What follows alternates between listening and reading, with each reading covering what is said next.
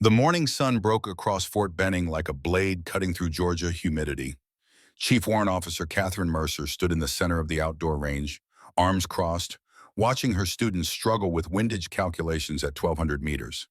20 years in the Army had taught her patience. 12 years teaching snipers had taught her that patience had limits. A young specialist, fresh from basic training, with enthusiasm still bright in his eyes, raised his hand. The morning light caught the sweat already beading on his forehead despite the early hour. Ma'am, with your record at 2286 meters, why are you here teaching instead of deployed? The other students went silent. Even the Georgia pines seemed to stop rustling. Catherine's jaw tightened almost imperceptibly, the only outward sign that the question had landed anywhere near its target. Because teaching you not to die specialist is more important than me collecting another ribbon for my dress uniform. Her voice carried across the range with the same flat precision she used when calling windage corrections. No emotion, no invitation for follow-up questions. The specialist looked down at his data book, neck flushing red. Katherine turned away from the line of students and walked toward the range shack, her boots leaving distinct prints in the red Georgia clay.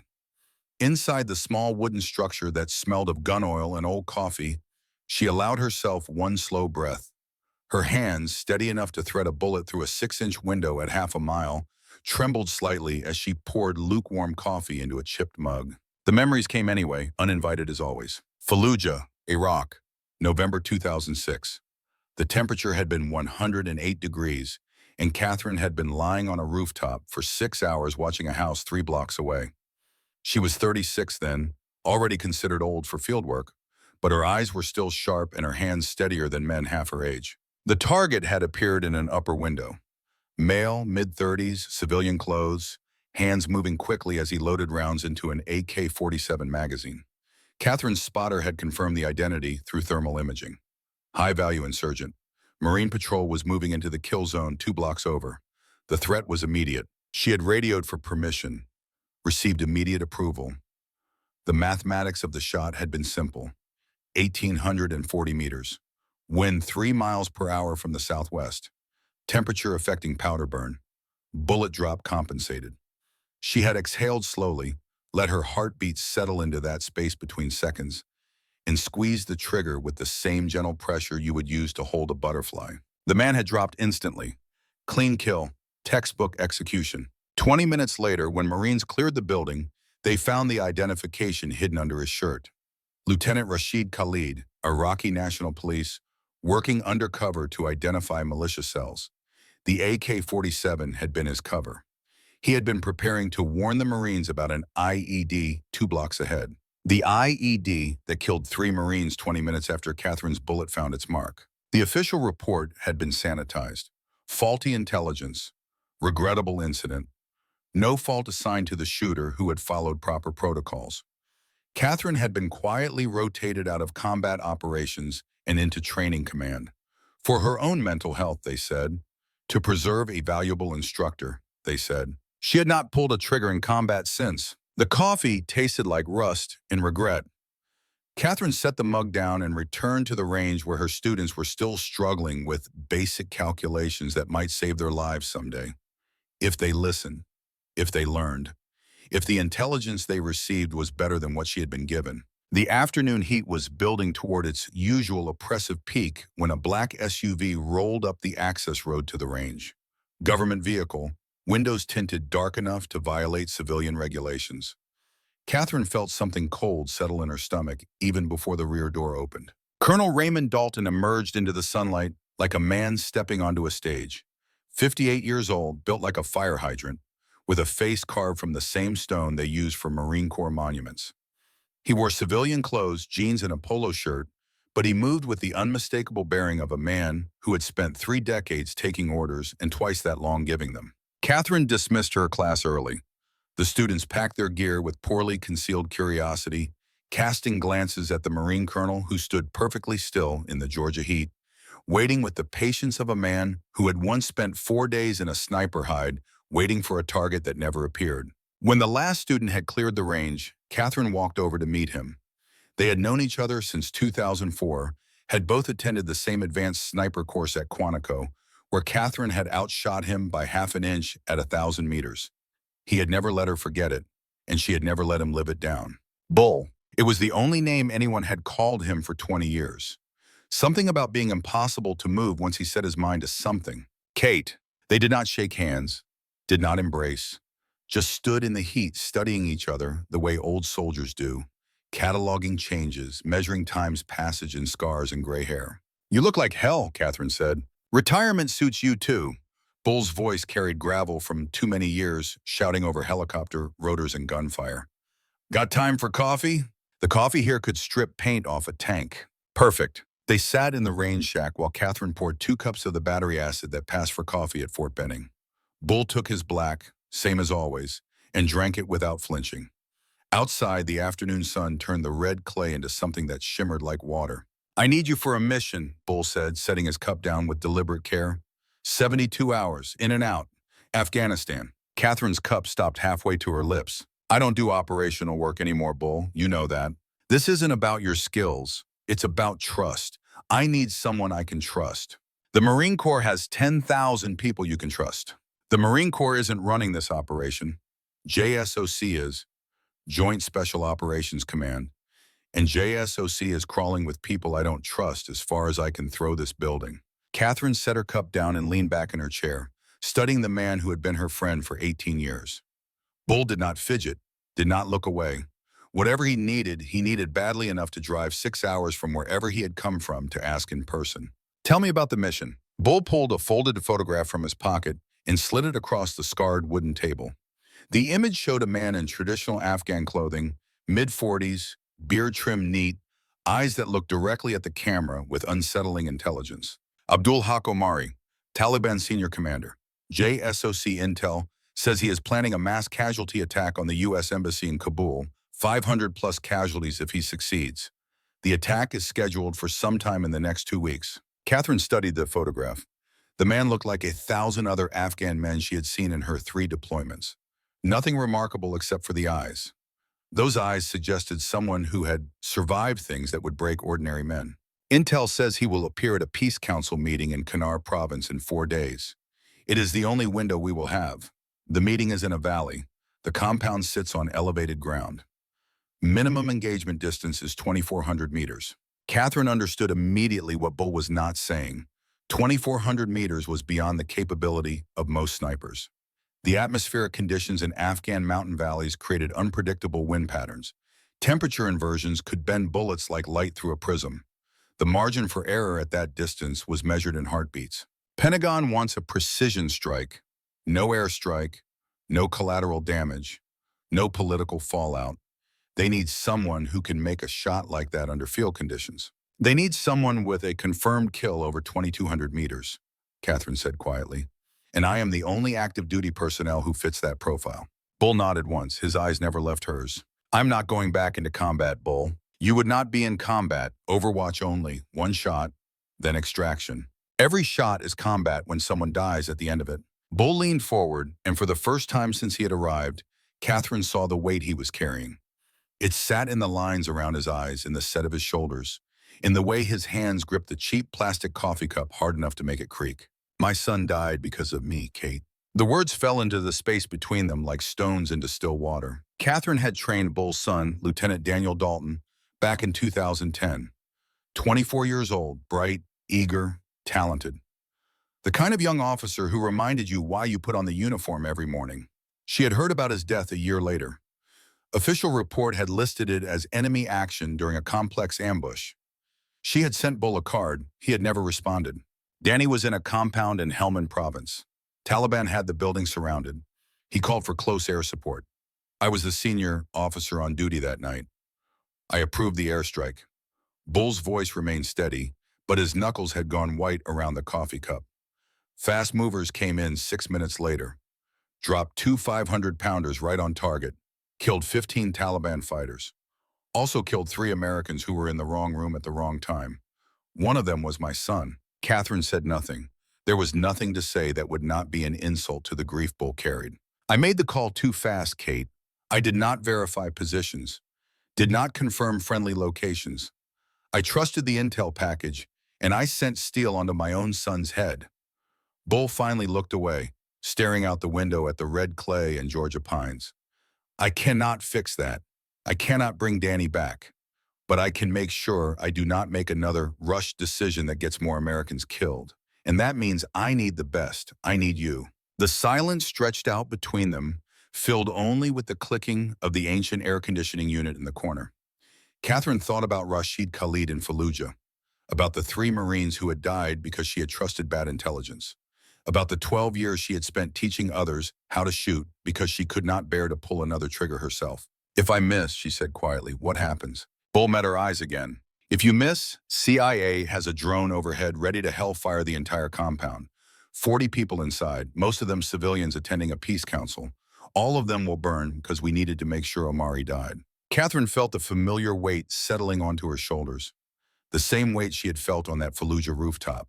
The burden of deciding who lived and who died based on information provided by people she would never meet, evaluated by analysts she would never know, approved by commanders who would never pull the trigger themselves. "I need 48 hours to think about it. I have a bird leaving Benning at 0600 tomorrow. That gives you 16 hours.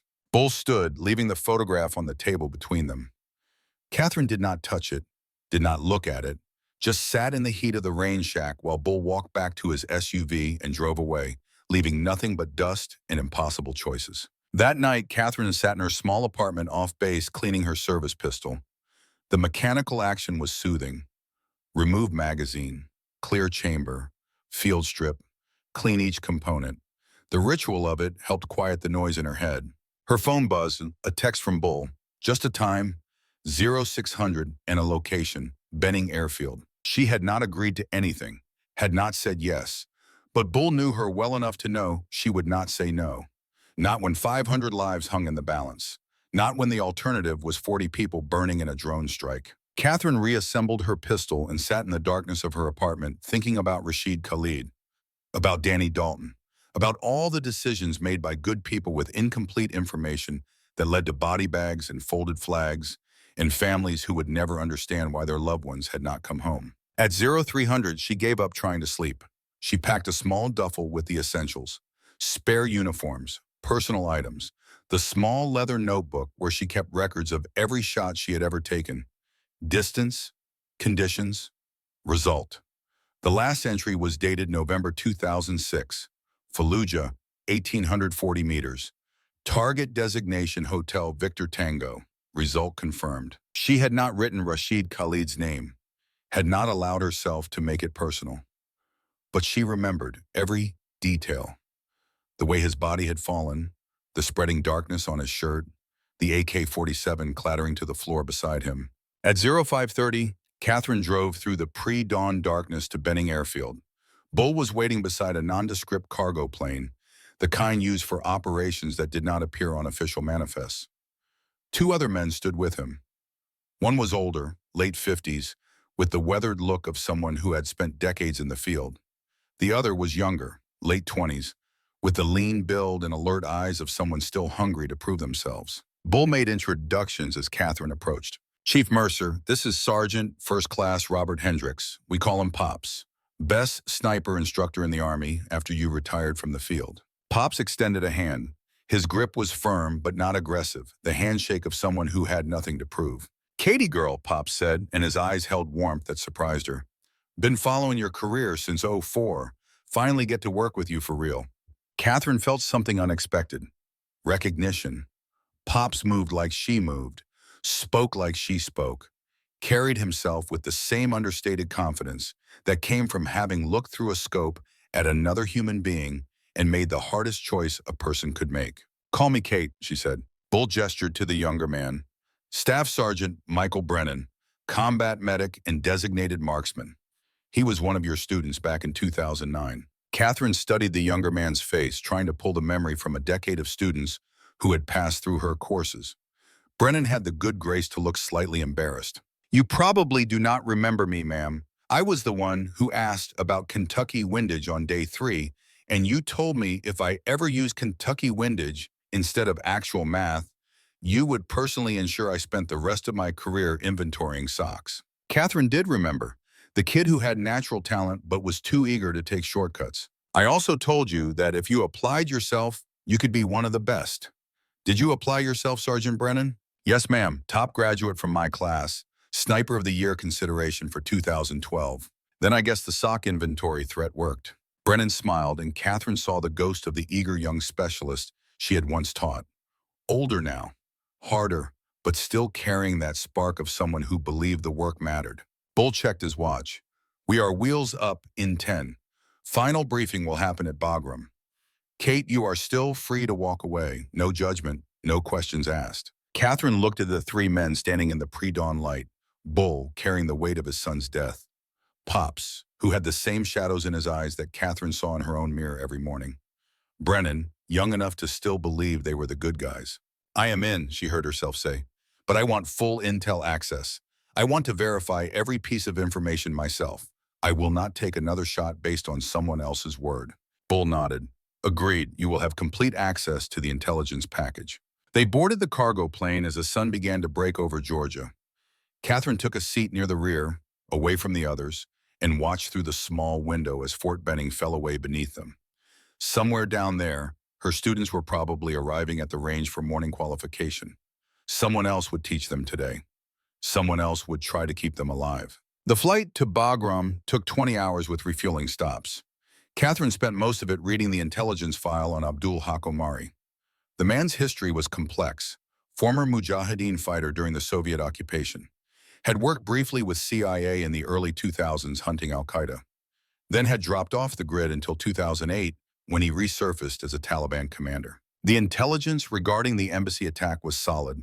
Multiple sources, signal intercepts, human intelligence from assets inside Taliban leadership. The meeting in Kunar province was confirmed through 3 independent channels.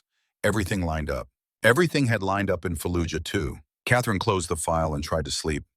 Her dreams were full of men falling in windows, of bullets flying true to targets that turned out to be something other than what she had been told. She woke with a start as the plane began its descent into Bagram. Afghanistan in September was beautiful in the way dangerous things often are. Mountains rising like broken teeth against a sky so blue it hurt to look at. Air thin and clean and cold. Catherine stepped off the plane into the organized chaos of Bagram airfield and felt the familiar weight of being in a war zone settle around her like an old coat. Bull led them to a series of hardened buildings that housed JSOC operations. Inside, the temperature dropped 20 degrees and the air smelled of recycled air and stale coffee. A conference room had been prepared with maps, satellite imagery, and enough classified documentation to fill a small library. Also present was an Afghan man in his late 40s, wearing the uniform of the Afghan National Army. Bull introduced him as Colonel Ahmad Massoud, local liaison and intelligence source. Massoud's handshake was firm. His English was accented but precise. Chief Mercer, your reputation precedes you. 2286 meters, quite impressive. It was 2286 and it was a long time ago. Skill like that does not age, Chief. Like fine wine, perhaps it improves. Catherine did not respond. She did not like the way Massoud looked at her. Too much assessment, too much calculation. Like he was measuring her for something other than shooting ability. Bull began the formal briefing. The target location was displayed on a large screen. Pech Valley, Kunar province. The compound sat on a hillside overlooking a narrow valley. Satellite imagery showed a traditional Afghan structure, stone and mud brick, with a central courtyard and multiple buildings. The Peace Council meeting is scheduled for 0900 local time, 4 days from now, Bull explained. Omari will be inside the main building on the north side of the compound. Our firing position will be here. He indicated a ridgeline that ran parallel to the valley. Catherine studied the topography, calculating angles and distances in her head.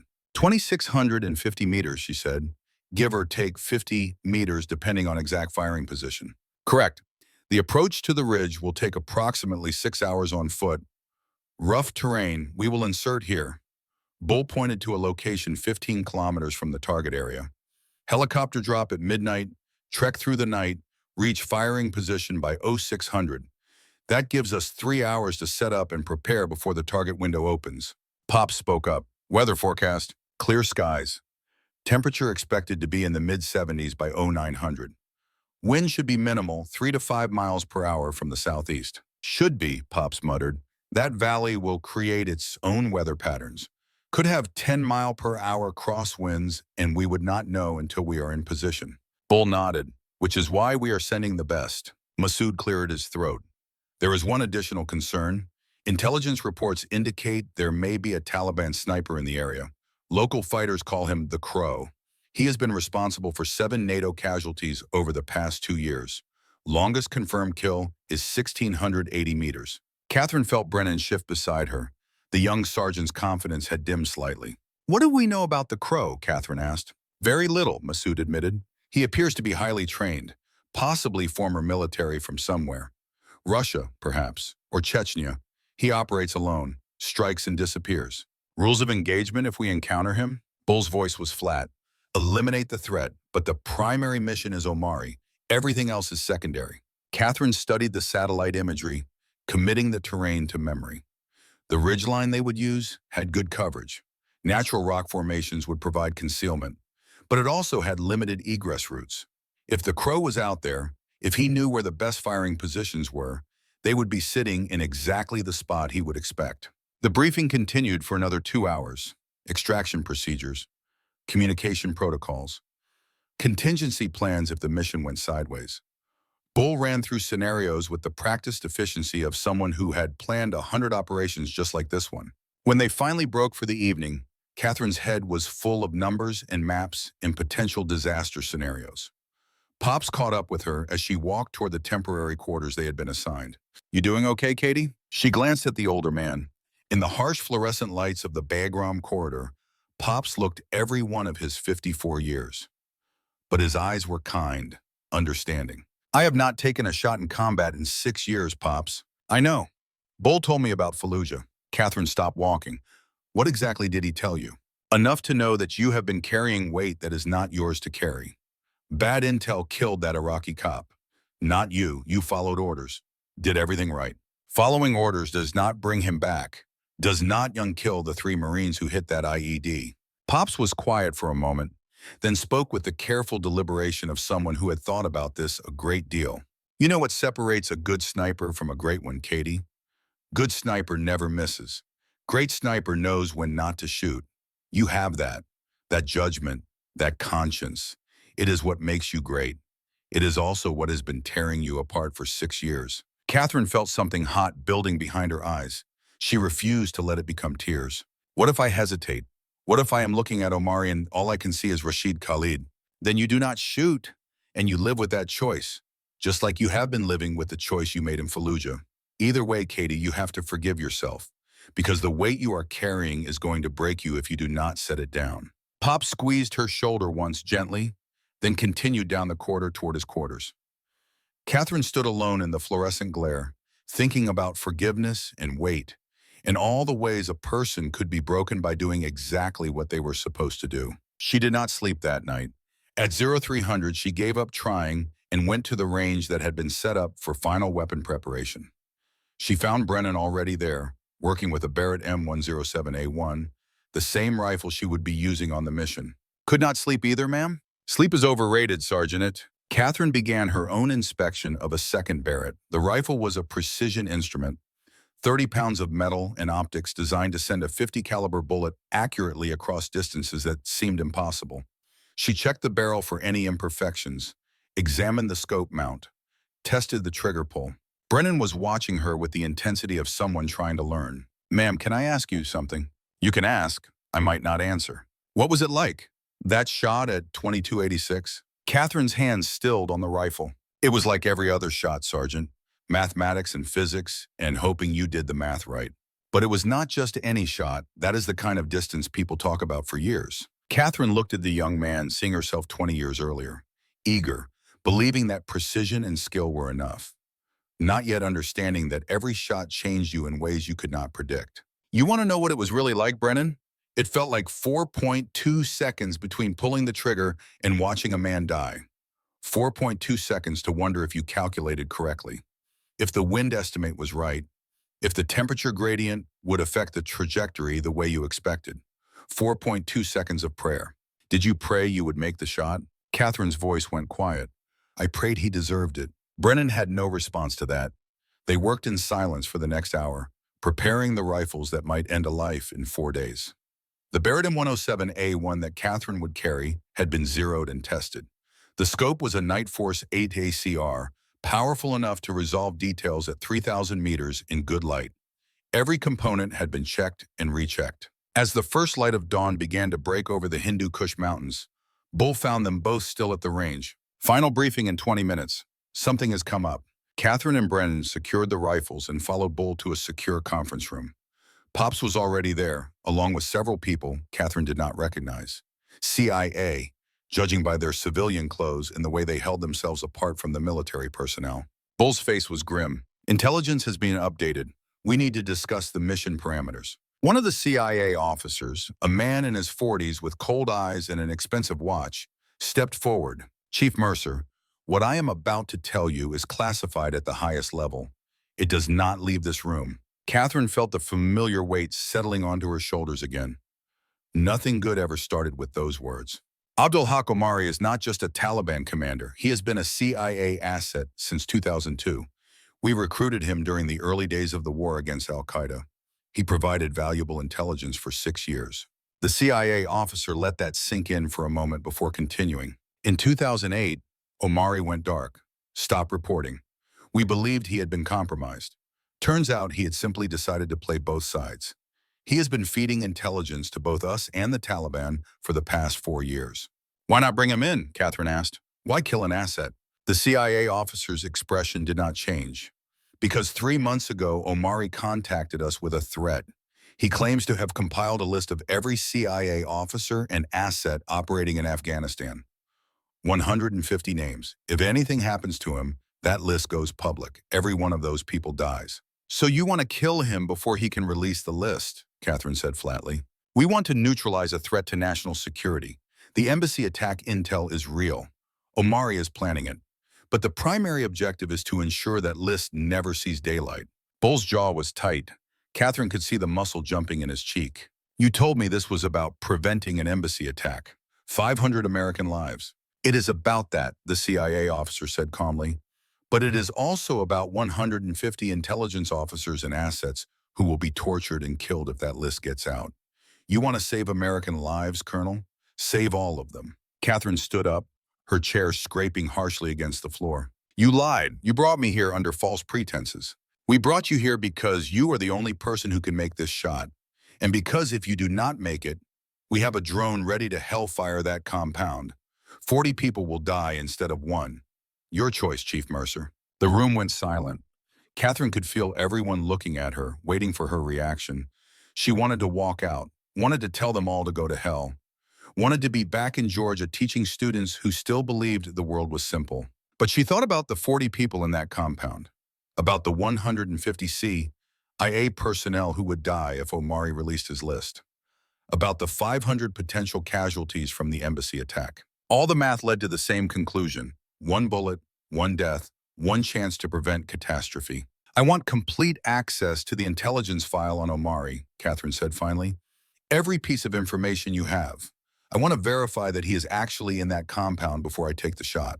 The CIA officer nodded. Agreed, but understand, Chief, if you are in position and you refuse to take the shot, that drone launches. Those 40 people die either way. The only question is whether you are the one who decides how it happens. Katherine looked at Bull. His face was a mask, but she could see the war happening behind his eyes. He had brought her into this, had asked her to trust him, and now they both knew the mission was something entirely different from what they had been told. Sir, Katherine said quietly, did you know about this? Bull met her eyes. Not until 30 minutes ago. I swear to you, Kate, I thought we were preventing an embassy attack, nothing more. Katherine believed him. Bull was many things, but he was not a liar, not to her. She turned back to the CIA officer. I will take your mission, but if I find out there is one more lie, one more piece of information you are hiding, I walk. And I take my story to every journalist I can find. Are we clear? The CIA officer's expression remained neutral, but something flickered in his eyes. Respect, maybe, or calculation. Crystal clear, Chief Mercer. The briefing broke up. Katherine walked out into the harsh Afghan sunlight, feeling like she had just agreed to something that would haunt her for whatever remained of her life. Pops was waiting outside, leaning against a concrete barrier. Heard the whole thing through the door, he said. Building has thin walls. I should walk away. But you will not. No, I will not. Pops pulled out a cigarette, lit it, took a long drag. You know what the hardest part of this job is, Katie? It is not making the shot. It is not the math or the wind or the distance. It is knowing that every trigger pull is a choice, and choices have consequences we cannot always predict. That is not exactly comforting, Pops. It is not meant to be. It is meant to be true. He took another drag. But here is something else that is true. You are the best at this because you understand that weight, because you care about the consequences. The day you stop caring is the day you become something other than a soldier. You become just a killer. Katherine thought about Rashid Khalid again, about the 4.2 seconds between her trigger pull and his death, about the 12 years she had spent trying to atone for trusting the wrong intelligence. What if I am already just a killer, Pops? Then you would not be asking the question. They stood in silence for a while, watching helicopters take off and land, watching the machinery of war grind forward with or without their participation.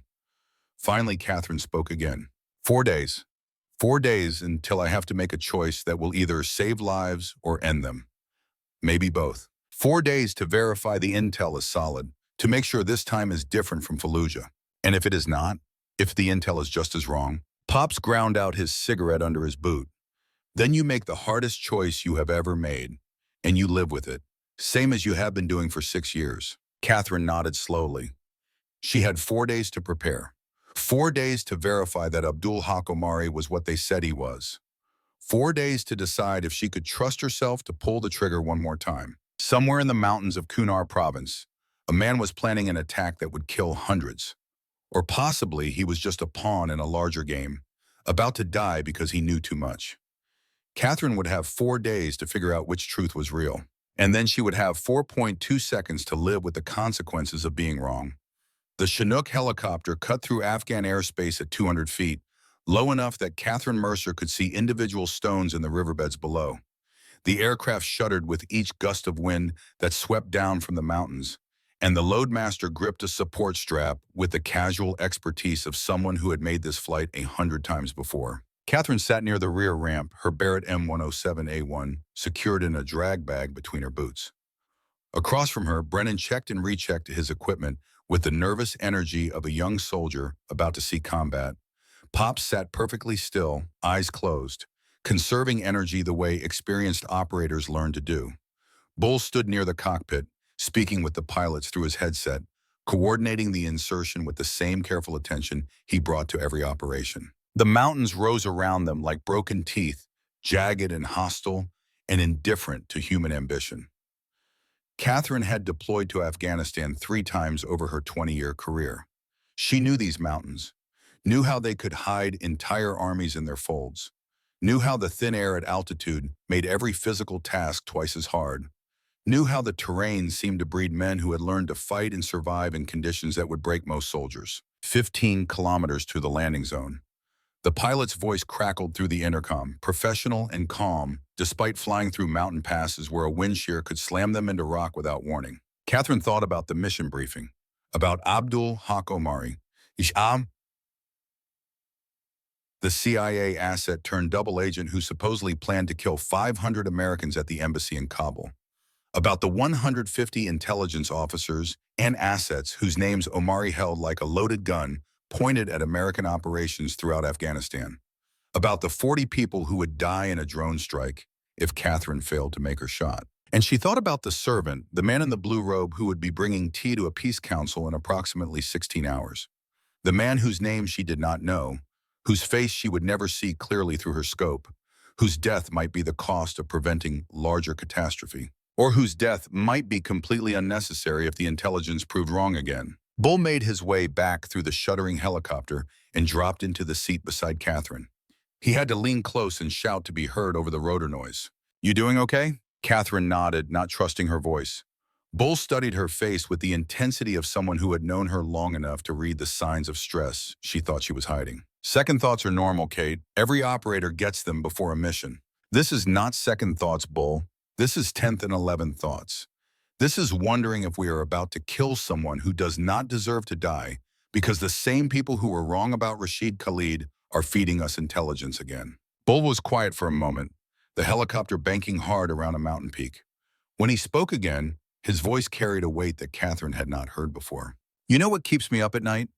It is not the missions I ran, not the calls I made. It is knowing that Danny died because I trusted a system that values speed over accuracy. I approved that airstrike in 6 minutes.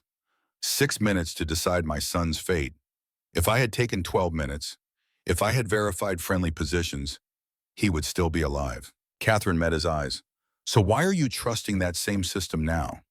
Why are you putting me in a position where I have to make a shot based on intelligence that might be just as flawed? Because I am not trusting the system, Kate. I'm trusting you, your judgment, your ability to look at a target and decide if the shot is right. The system says, shoot, but I am giving you the authority to say no if your gut tells you it is wrong. That is why I brought you. Not because you are the best shot, because you are the best judge. The helicopter began its descent toward the landing zone, the pilots executing the kind of tactical approach that minimized exposure to ground fire. Katherine felt the familiar tightness in her chest that came before every mission. Fear and anticipation and the knowledge that in a few hours she would be making decisions that would ripple outward in ways she could not predict or control. The skids touched down on a rocky plateau 15 kilometers northeast of the target valley. The loadmaster gave them the signal, and they moved quickly down the ramp into the thin mountain air. The Chinook lifted off immediately, not wanting to remain on the ground any longer than necessary. Within 30 seconds, the sound of rotors had faded into the distance, and Katherine's team was alone in the Afghan night. The silence was profound. No wind, no animal sounds. Just the team's breathing, harsh in the altitude, and the faint creak of equipment as they oriented themselves to the terrain. Bull pulled out a GPS unit and confirmed their position. Pops took point, his rifle at the ready, scanning the darkness through night vision that turned the world into shades of green. Brennan fell in beside Katherine, and 2 Army Rangers who had been added to the team for security moved to cover the rear. They began to move. The trek to the firing position would take 6 hours through terrain that seemed designed to break ankles and test endurance. Katherine had trained for this, had spent countless hours conditioning herself for mountain operations. But training at Fort Benning, even in the best conditions, could not fully prepare someone for moving at 9,000 feet with 60 pounds of gear. Within the first hour, her thighs were burning. By the second hour, every breath felt like it was being pulled through a straw. The Barrett Mo 107A1 and its drag bag seemed to gain weight with every step, the straps cutting into her shoulders despite the padding. Brennan moved beside her with the resilience of youth, his breathing steady, his pace unwavering. But Katherine could see Pop struggling too, the older man's movements becoming more deliberate as the hours passed. Neither of them would complain. Neither would ask to slow down. Pride and professionalism would carry them forward until their bodies gave out completely. They stopped once every 90 minutes for brief security halts, 5 minutes to drink water, adjust gear, and let burning muscles recover slightly before continuing. During these stops, no one spoke. They had moved beyond words into that space where only the mission mattered. Katherine used the breaks to study the sky, clear and cloudless, filled with more stars than could ever be seen from Fort Benning. The kind of sky that made you feel simultaneously insignificant and part of something larger than yourself. She wondered if Rashid Khalid had looked at this same sky on his last night alive. Wondered if the servant who would die tomorrow was looking at these stars right now, unaware that his life was measured in hours. The 4th hour was the worst. They were climbing now, ascending a ridgeline that seemed to go straight up. Katherine's legs felt like they were made of concrete. Her lungs burned with every breath. Sweat soaked through her base layer despite the cold mountain air. Ahead of her, Pop stumbled slightly, caught himself, kept moving. Katherine wanted to call a halt, wanted to give the older man a chance to rest, but she knew he would refuse, knew that suggesting it would be an insult to someone who had been doing this when she was still in high school. Bull moved up beside her, matching her pace. 3 more hours, he said quietly. We are making good time. Katherine just nodded, saving her breath for the climb. Bull stayed beside her for a while, his presence somehow making the burden easier to carry. They had been through a lot together over the years. Training courses, deployments, the long, slow years of garrison duty that tested patience more than combat ever could. He was the closest thing she had to family in the military, which made it harder to accept that he had brought her into a situation where she might have to kill an innocent person or watch 40 people die. The 5th hour brought them to a false summit, What had appeared to be the ridgeline turned out to be just another rise, with the actual ridge still ahead. Katherine felt something close to despair. Her body was approaching its limits. The altitude was affecting her thinking, making everything feel slightly disconnected and strange. But they kept moving, because that was what soldiers did. They kept moving until they reached the objective, or they died trying. The sky began to lighten as they approached the 6th hour. Dawn came quickly at this altitude, the sun breaking over the eastern mountains with sudden brilliance that forced them to switch from night vision to naked eye. The world transformed from green shadows into harsh reality of stone and sparse vegetation. And there, finally, was the ridge position they had been climbing toward. Pops reached it first, dropping to a knee and scanning the area through his rifle scope. Katherine came up beside him, her legs trembling with exhaustion, and saw what they had climbed 6 hours to reach. A natural rock formation that provided perfect concealment while offering clear lines of sight to the valley below. Exactly as the intelligence briefing had described. For once, something had matched the satellite imagery. Katherine shrugged out of her pack and felt 20 years younger as the weight came off her shoulders. She pulled the Barrett from its drag bag and began setting up her firing position with movements that had become automatic after thousands of repetitions. Brennan established his spotting position 3 meters to her left, setting up the high-powered scope that would give him better magnification than Katherine's rifle optic. The two Rangers moved to security positions 50 meters behind them, creating a defensive perimeter. Bull checked his watch. 0615. We are ahead of schedule. Target window opens at 0900. 2 hours and 45 minutes to prepare. Katherine settled into her position, the Barrett's bipod legs planted firmly in the rocky soil. Through her scope, she could see the compound in the valley below, 2,647 meters away, give or take a few meters depending on exactly where her target would appear. The building was a traditional Afghan structure. Stone walls, flat roof, small windows. It sat on elevated ground overlooking the valley floor, positioned for defense the way structures in this region had been positioned for thousands of years. Katherine began creating her range card, sketching the compound and noting distances, wind indicators, potential threats. This was the methodical work that separated professional snipers from amateurs, the careful preparation that would make the difference between success and failure when the moment came. Brennan worked beside her, calling out observations through his spotting scope. Main building, northern wall, 3 windows, 2nd floor. Center window appears to be the target room based on the layout. I can see curtains, traditional style, no movement yet. Katherine recorded the information in her notebook, the same notebook where she had recorded every significant shot of her career, the same notebook that still carried the entry from Fallujah. Target designation Hotel Victor Tango. Range 1,840 meters.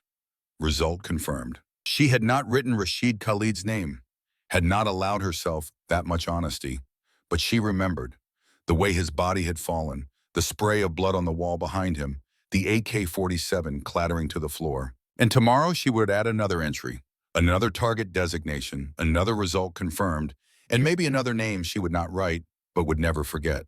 The sun climbed higher, warming the valley floor.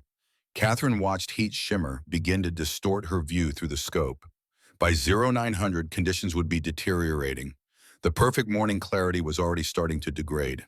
Bull's voice came through her earpiece, encrypted and compressed. Overwatch 1, be advised, we have reports of Taliban activity in the area. Unknown sniper designated the Crow may be in your operational zone. Exercise extreme caution. Katherine felt cold spread through her chest despite the warming air. The Crow, the enemy sniper who had killed 7 NATO personnel over the past 2 years. 1,680 meters longest confirmed kill. Possibly Russian or Chechen. Definitely professional. She scanned the opposite ridgeline through her scope, looking for anything that might indicate a sniper position. The terrain was perfect for it, natural cover, excellent angles on the valley. If she was choosing a position to engage targets in this area, that ridgeline would be her first choice. Which meant the Crow, if he was out there, would probably choose it too. Brennan had gone very still beside her. Ma'am, if the Crow is in the area, we are sitting in his probable line of fire. I know. Should we relocate? Katherine considered it. They could move to a secondary position. Less optimal angle on the target, but potentially safer from counter-sniper fire. But moving now would cost time they did not have. And any position good enough to engage the compound would also be exposed to someone on that opposite ridge. We hold here. Stay alert. If you see any indication of a sniper position, call it out immediately. The minutes crawled past. Katherine forced herself to eat an energy bar that tasted like cardboard and chemicals, forced herself to drink water even though her stomach was knotted with tension. Hydration and calories would matter when the shot came.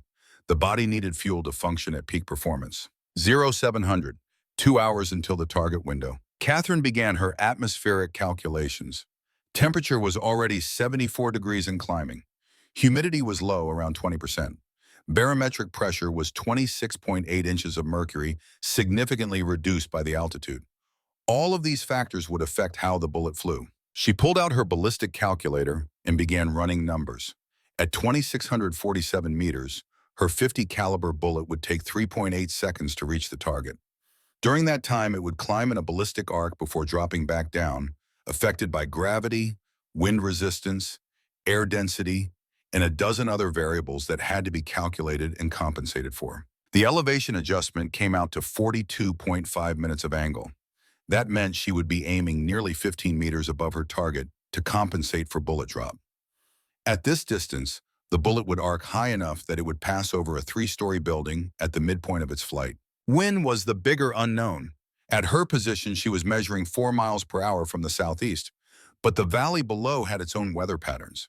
She watched flags and vegetation movement through her scope, trying to estimate wind speed at different points along the bullet's path. The best she could determine was that mid-range wind was probably around 6 miles per hour from the south. Average wind drift, 22 inches to the right. But if her wind estimate was wrong by even 2 miles per hour, the bullet could miss by more than a foot. At this distance, a foot was the difference between a clean kill and a wounded target who might survive long enough to escape. Brennan provided additional observations through his more powerful spotting scope. "Ma'am, I am seeing movement on the opposite ridge. Range 1,400 meters. Could be rockfall, could be something else." Katherine swung her scope to the area Brennan had indicated, scanned slowly, looking for anything that did not belong. A straight line in nature, a color that was wrong.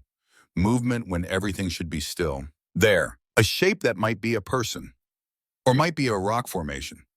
At 1,400 meters with heat shimmer starting to affect visibility, it was impossible to be certain. But Katherine felt the hair rise on the back of her neck. The instinct that came from years of being the hunter, telling her that she was also being hunted. "I see it. Maintain observation. Do not adjust position or do anything that might reveal our exact location." They waited. The shape on the opposite ridge did not move, did not reveal itself as either human or geological. Just remained there, a dark outline against lighter stone, impossible to categorize with certainty. 0800, 1 hour until the target window. Katherine's radio crackled. Bull's voice was tense. "Overwatch 1, we have updated intelligence. Ahmad Massoud has been taken into custody by CIA counterintelligence. He was working for Taliban forces. Repeat, Massoud was a double agent." Katherine felt her world tilt. Ahmad Massoud had been their primary intelligence source. He had provided the details about the meeting location, about which room Omari would occupy, about the timing of the peace council. If Massoud was working for the Taliban, then every piece of information he had given them was suspect. "Sir, what is our confidence level on target location?" Bull's pause was telling. "Low, we are attempting to verify through other sources, but Massoud's information cannot be trusted. The meeting may still happen as described, or it may be a complete fabrication." Brennan looked at Katherine with barely controlled fear. "Ma'am, if this is a setup, we are sitting in exactly the position they would expect us to occupy." Katherine understood immediately. If Massoud had leaked their mission details to the Taliban, then the Crow knew they were here, knew where they would set up, was probably looking at them right now through his own scope, waiting for the moment when they revealed themselves with muzzle flash. The shape on the opposite ridge suddenly made terrible sense. It was not a rock formation. It was a sniper hide. And inside that hide was a professional killer who had been waiting for them to arrive. "Pops, can you get an angle on that position?" Katherine asked quietly. Pops's voice came back through the radio. "Negative. Too much rock cover between my position and that ridge. If you want suppressive fire on that location, I will need to relocate, and that will take 20 minutes minimum." 20 minutes they did not have. The target window would open in less than an hour. If they repositioned now, they would miss it entirely, and the drone strike would come. 40 people would die. But if they stayed, Katherine would be exposed to counter-sniper fire the moment she took her shot. The Crow would have perhaps 2 seconds to identify her muzzle flash, acquire her position, and send a round downrange. At 1,400 meters with a good rifle, 2 seconds was more than enough time for a professional. Bull's voice came through again. Kate, recommend abort and move to secondary position. We cannot execute this mission if our primary intelligence source was compromised. Katherine stared through her scope at the compound below, at the building where a peace council might be happening, where Abdul Haq Omari might appear in a window in 58 minutes, where a servant in a blue robe might bring tea to men discussing how to end violence in a valley that had known nothing but violence for 40 years. Negative, sir. We hold position. Kate, that is not a recommendation. That is an order. Pull back to secondary position. Katherine closed her eyes for a brief moment. When she opened them, her voice was steady. Sir, with respect, secondary position does not have the angle we need. If Omari appears in that window and we are not in position to take the shot, the drone launches. 40 people die. I did not climb 6 hours through these mountains to walk away when it matters. Bull's voice carried a tone Katherine had never heard from him before. Something close to pleading. Kate, I brought you here because I trust your judgment. I am asking you to trust mine now. This mission is compromised. We need to extract and reassess. And while we are extracting and reassessing, what happens to the 40 people in that compound? Silence on the radio, because they both knew the answer. The CIA had made the decision. Omari had to die. If Katherine did not kill him, the drone would. The only question was how many other people would die alongside him. Brennan spoke quietly beside her. Ma'am, if you stay in this position, you are going to die. The moment you fire, the Crow will kill you. Katherine looked at the young sergeant, at his face, which still carried some of the eagerness she remembered from when he had been her student, at his eyes, which held fear, but also loyalty. Then you better make sure you spot for me perfectly, Doc, because I am only going to get one shot before that happens. Ma'am, I cannot let you do this. You cannot stop me either. This is my choice, my shot, my consequences. Katherine turned back to her scope. Now help me calculate wind drift, because I am not going to miss. Pops's voice came through the radio, rough with emotion. Katie, I have known you for 20 years. You are the best person I have ever served with. Do not throw your life away on a mission that might be based on lies. I am not throwing it away, Pops. I am spending it on something that matters. 40 people, that is what matters, not me. She could hear Bull's voice in the background, arguing with someone at the Tactical Operations Center. Could hear the tension in the radio chatter, but she shut it all out. Let it become background noise, focused on the task in front of her. 52 minutes until the target window. Katherine made her final adjustments to the scope. Elevation set to 42.5 minutes of angle. Windage set to 3.2 minutes right, plus 0.8 for Coriolis effect. The reticle in her scope now aimed at a point in empty air 15 meters above the window where her target might appear. If she calculated correctly, the bullet would arc up to that point and then drop back down, arriving at the window at exactly the moment it crossed the horizontal plane. If she calculated wrong, the bullet would sail over the target or drop short or drift left or right. At 2,647 meters, there were so many variables that could go wrong. Temperature gradients in the air that would bend the bullet's path. Wind shifts that would push it off course. Even the rotation of the Earth beneath the bullet's flight would have a measurable effect. She had perhaps a 40% chance of hitting exactly where she aimed, even with perfect execution. Those were terrible odds, but they were the only odds she had. Brennan was scanning the opposite ridge through his spotting scope, his body tense. Ma'am, I have confirmed movement in that hide position. I can see what appears to be a rifle barrel. The Crow is definitely there. He is definitely watching us. Katherine felt strangely calm. The fear that had been building for hours seemed to settle into something quieter. Acceptance, maybe. Or just exhaustion. She had made her choice, had committed to a course of action. Now she would see it through to whatever end awaited. When I fire, you will have approximately 2 seconds to observe my bullet impact before the Crow engages. Use that time. Call out what you see. I need to know if I hit target or if the mission fails. Ma'am, I will be trying to locate his muzzle flash so Pops can suppress him. The mission comes first, Doc, always. If I die without knowing whether I made the shot, I die with doubt. I would rather die with certainty. 48 minutes. The sun continued to climb. Heat shimmer was becoming more pronounced. Catherine could see it distorting the view of the compound, making the building seem to waver and dance. Shooting through mirage was like shooting through water. The target you saw was not exactly where the target actually was. She would have to compensate for that too. Aim slightly lower than her calculations suggested. Trust her experience and instinct rather than pure mathematics. 30 minutes. Movement in the compound. People beginning to arrive. Catherine counted vehicles through her scope. 3 SUVs approaching from the north. Several individuals on foot coming up from the valley floor. All converging on the building where the peace council would supposedly take place. If it was really a peace council. If Massoud's information had contained any truth at all.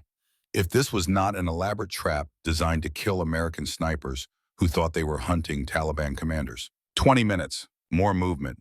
People entering the building. Catherine tried to identify individuals by height, build, the way they carried themselves. Impossible at this distance through heat shimmer. They were just shapes, human forms without identifying details. One of them might be Abdul Haq Omari, or none of them might be. She would not know until someone appeared in that window and she had to make a decision about whether to end their life. 10 minutes. Catherine's heart rate had slowed. The initial adrenaline surge had passed, leaving behind a kind of crystalline clarity. Her breathing was deep and even. Her hands were steady on the rifle. Her mind had entered that state snipers cultivated, where time seemed to stretch and small details became vivid. She could see the individual stones in the compound wall, could see birds circling in the sky above the valley, could see the faint movement of curtains in the windows as air moved through the building. And on the opposite ridge, she could see the crow, not clearly, just a suggestion of a shape, but she knew he was there, knew he was watching, knew that in a few minutes they would both pull triggers and the valley would witness violence that men had been visiting upon each other in this place for thousands of years. 5 minutes. Bull's voice came through one last time. Kate, I want you to know, whatever happens, you are the finest soldier I have ever known. I am honored to have served with you. Catherine felt her throat tighten. Honor is mine, sir. Tell my students. Tell them to always question the intelligence. Tell them to trust their judgment over orders. Tell them that being a great sniper means knowing when not to shoot. I will tell them. 2 minutes. Brennan was scanning the compound through his spotting scope, calling out movements. Multiple individuals in the main building. Someone moving toward the northern window. Cannot identify. Repeat. Cannot get positive ID. 1 minute. The target window was open. Somewhere in that building, decisions were being made. Lives were being determined by conversations Catherine could not hear. And she was about to end at least one of those lives based on calculations and assumptions and intelligence that had already proven unreliable. 0900 hours. Through her scope, Catherine saw a figure approach the northern window. Tall, broad-shouldered, wearing traditional Afghan clothing, moving with the bearing of someone accustomed to authority. 70% matched to the physical description of Abdul Haq Omari. 70% certainty that this was the right target. 30% chance that she was looking at an innocent person who had come to a peace council to discuss ending violence. Rashid Khalid had been innocent too. And Catherine had shot him with 100% certainty that she was doing the right thing. The figure stopped at the window, stood there, visible, exposed. A perfect target at 2,647 meters. Catherine's finger moved to the trigger, and everything that would follow began its countdown to inevitable consequence. The sun climbed higher over Kunar province, turning the valley floor into a shimmering mirror of heat and dust. Katherine Mercer lay perfectly still in her firing position. The Barrett M107A, A1 settled into the natural depression between two rocks, like it had been born there. Her breathing had slowed to the point where Brennan, lying 3 feet to her left with the spotting scope, could barely detect the rise and fall of her chest. 55 minutes until the target window opened. The crow had not moved from his position on the opposite ridge. 1,400 meters away, the enemy sniper remained as motionless as the stones around him. Catherine could see him through her scope when she swung away from the compound below. A ghost outline, barely distinguishable from the rocks, but there, always there, waiting with the same predatory patience she herself had cultivated over 20 years of looking through glass at people who did not know they were being watched. Bull's voice crackled through the radio, encrypted and compressed but still carrying the weight of command. Overwatch 1, be advised. Ahmad Massoud has been detained by CIA counterintelligence. He was working for Taliban forces. Repeat, Massoud was working for the Taliban. He leaked mission details. Catherine's finger, resting lightly outside the trigger guard, twitched involuntarily. Brennan's head snapped toward her, eyes wide behind his shooting glasses. Say again, Catherine whispered into her throat mic, even though she had heard perfectly the first time. Massoud leaked your position to hostile forces. The Crow knows you are there. Intel suggests he is waiting for you to fire on Omari so he can identify your exact position and eliminate you. The mathematics of the situation rearranged themselves in Catherine's mind with brutal clarity. The Crow was not there to kill Omari. He was there to kill her. The moment she broke her camouflage with muzzle flash and sound, she would become the most visible target in the valley. And the Crow, patient and professional, would have perhaps 2 seconds to acquire her position and send a 338 Lapua Magnum round through the space where her head currently rested. Brennan's voice was tight with controlled fear. Ma'am, we need to abort. Catherine did not move, did not take her eye from the scope. Through the glass, she could see the compound clearly. Movement inside the main building. Figures in traditional Afghan dress moving between rooms. Somewhere in that stone structure, Abdul Haq Omari was preparing to attend a peace council that might be his last conscious act on earth. Or he was just a man going about his day, unaware that powers far beyond his control had decided this was his time to die. Negative on abort, Catherine said quietly. If we abort, CIA launches drone strike. 40 people burn alive.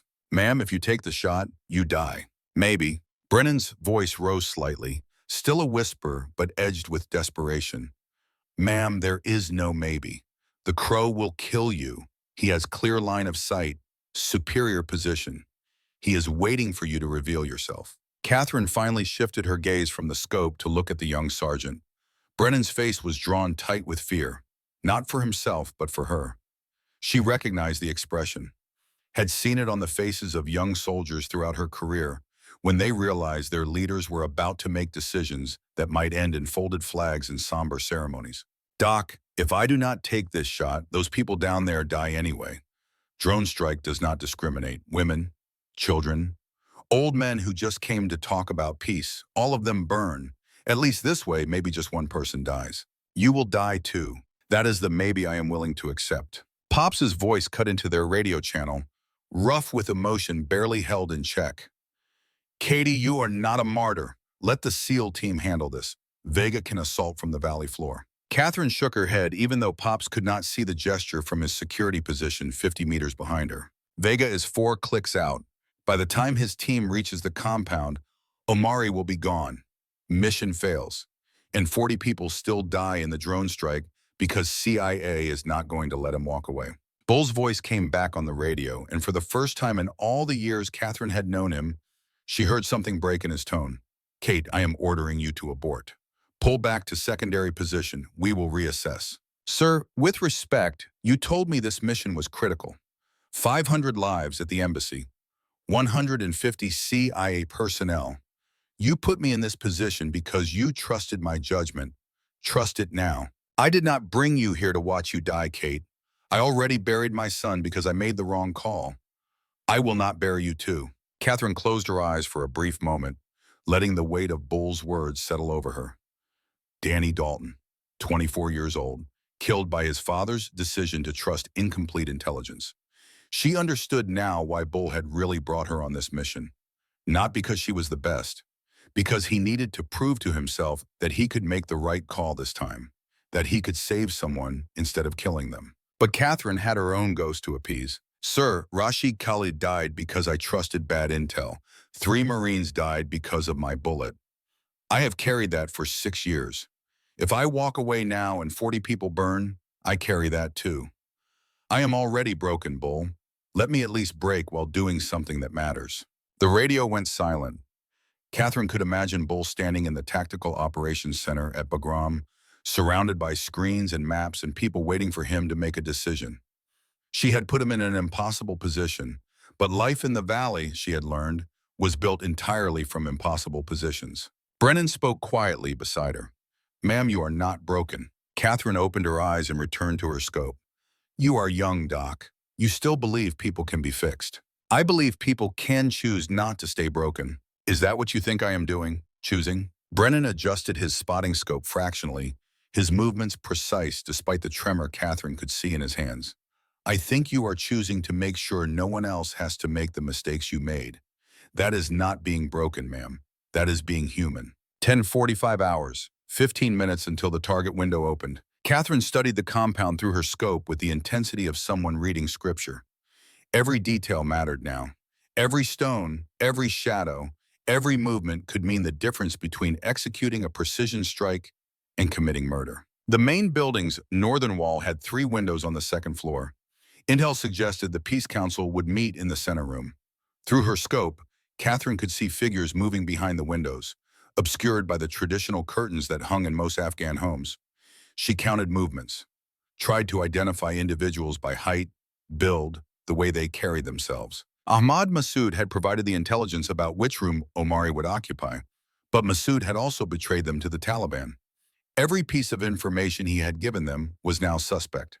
The room might be wrong, the building might be wrong, Omari might not even be in the compound. And Katherine had no way to verify any of it before she had to make a decision that could not be unmade. Brennan's voice pulled her back from the edge of spiraling doubt.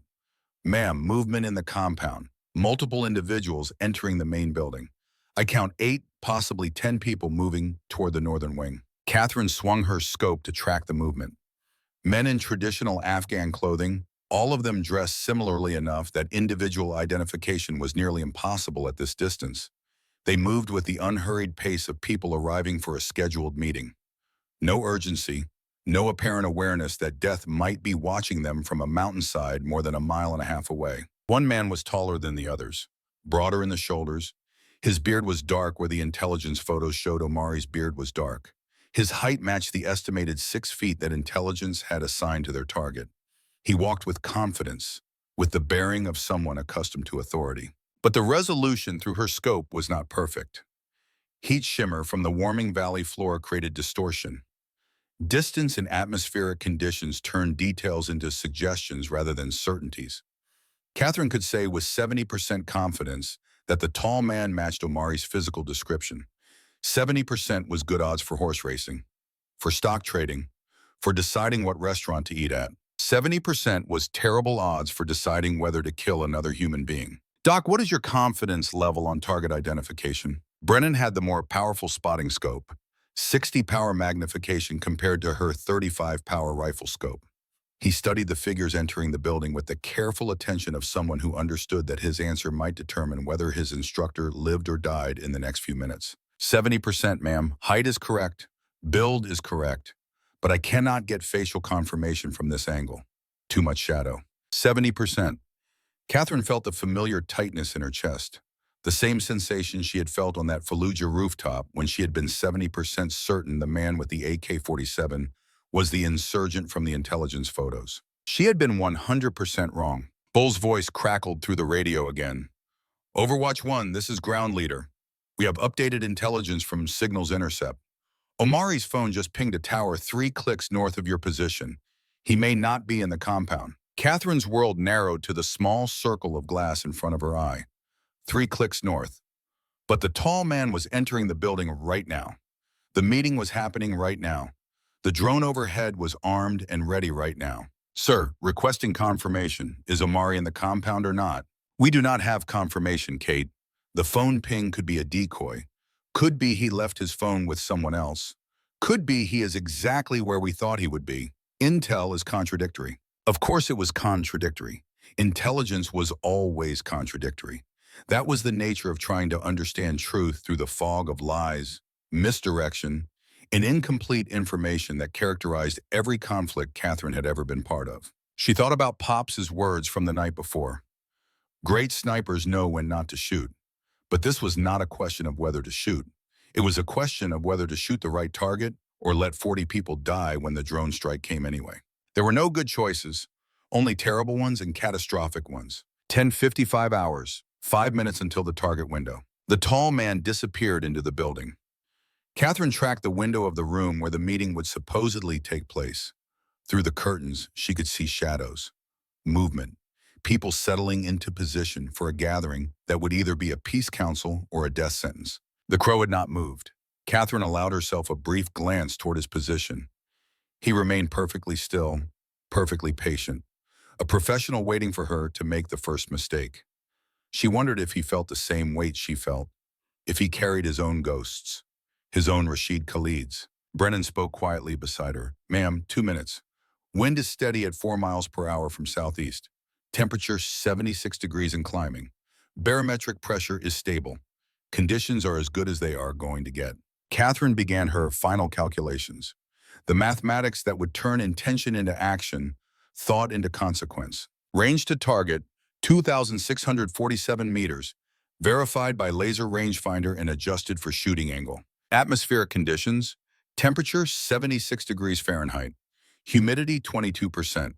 Barometric pressure 26.8 inches of mercury, reduced due to altitude. Air density significantly lower than sea level, which would reduce bullet drag and increase velocity retention, but also make the trajectory more sensitive to wind effects. Altitude. Her position was at 9,200 feet above sea level. Target was at 8,400 feet. She was shooting downward at a 7-degree angle, which meant she needed to calculate for the effective horizontal distance rather than the straight line distance. Wind. Current conditions showed 4 miles per hour from the southeast at her position, but the valley below would create its own microclimate. Brennan had observed flag movement near the compound suggesting 3 miles per hour from the southwest at target level. Mid-range wind was the unknown variable. She estimated 6 miles per hour from the south based on vegetation movement she had observed over the past 2 hours. Average wind drift across the bullet's flight path, approximately 22 inches to the right. Bullet selection, .50 caliber B, MGM 33. Ball ammunition, 661 grain projectile. Muzzle velocity of 2,799 feet per second. Time of flight, 3.8 seconds from trigger break to impact. In 3.8 seconds, the Earth would rotate fractionally beneath the bullet's path. In 3.8 seconds, wind conditions could shift. In 3.8 seconds, the target could move. In 3.8 seconds, Katherine would discover whether her calculations were correct or whether she had just killed the wrong person again. Elevation adjustment, 42.5 minutes of angle upward to compensate for bullet drop. Windage adjustment, 3.2 minutes of angle right for wind drift, plus 0.8 minutes for Coriolis effect from the Earth's rotation. Margin of error at this distance, a 6-inch circle represented the maximum acceptable deviation. Her rifle's mechanical precision was 0.5 minutes of angle under ideal conditions. At 2,647 meters, 0.5 minutes of angle translated to approximately 14 inches. But atmospheric uncertainty, wind estimation errors, and the inherent limitations of human physiology meant her realistic precision was closer to 20 inches. She had roughly a 40% chance of placing the bullet exactly where she intended, even with perfect execution. 60% chance of missing, even if she did everything right. Those were not odds that inspired confidence. Katherine settled deeper into her firing position. Her left hand supported the rear of the stock. Her right hand found the pistol grip, finger indexed along the receiver above the trigger. She had not yet allowed herself to touch the trigger itself. That final commitment would come only when she had made the irrevocable decision to end a life, or multiple lives, depending on how wrong the intelligence turned out to be. 1100 hours. Target window was open. Through her scope, Katherine watched the room where the Peace Council was meeting. She could see figures through the curtains, could see someone standing near the window, tall, broad-shouldered, matching the physical description of Abdul Haq Omari, matching the physical description of probably 5,000 other Afghan men. Brennan's voice was steady despite the tension Katherine could see in the set of his shoulders. "Ma'am, target is in position, standing near the northern window. You have clear line of sight." Katherine's finger moved to the trigger. The Barrett's trigger had been adjusted to break at 3.5 pounds of pressure. She could feel the take-up, the slight resistance before the sear engaged. Gentle pressure would bring her to the breaking point. Just a fraction more, and the firing pin would strike the primer, and chemistry would become physics, and a man would die. Or not die if she missed. Or die unnecessarily if the intelligence was wrong and he was not Omari at all. Pops's voice crackled through the radio one more time. "Katie, you do not have to do this. We can find another way." But there was no other way. Katherine had known that the moment Bull had told her about the drone overhead, the machine of war had been set in motion. The only question was whether death would come from her bullet or from a Hellfire missile that did not discriminate between combatants and civilians. She thought about Rashid Khalid one last time, about the moment of clarity that had come too late, when she understood that the man she had killed was not the monster from the intelligence briefing, but just a man trying to do his job, trying to protect people. If she pulled this trigger and discovered afterward that the target was wrong, she would carry that weight alongside Khalid. 2 ghosts instead of 1. 2 families destroyed by her decisions.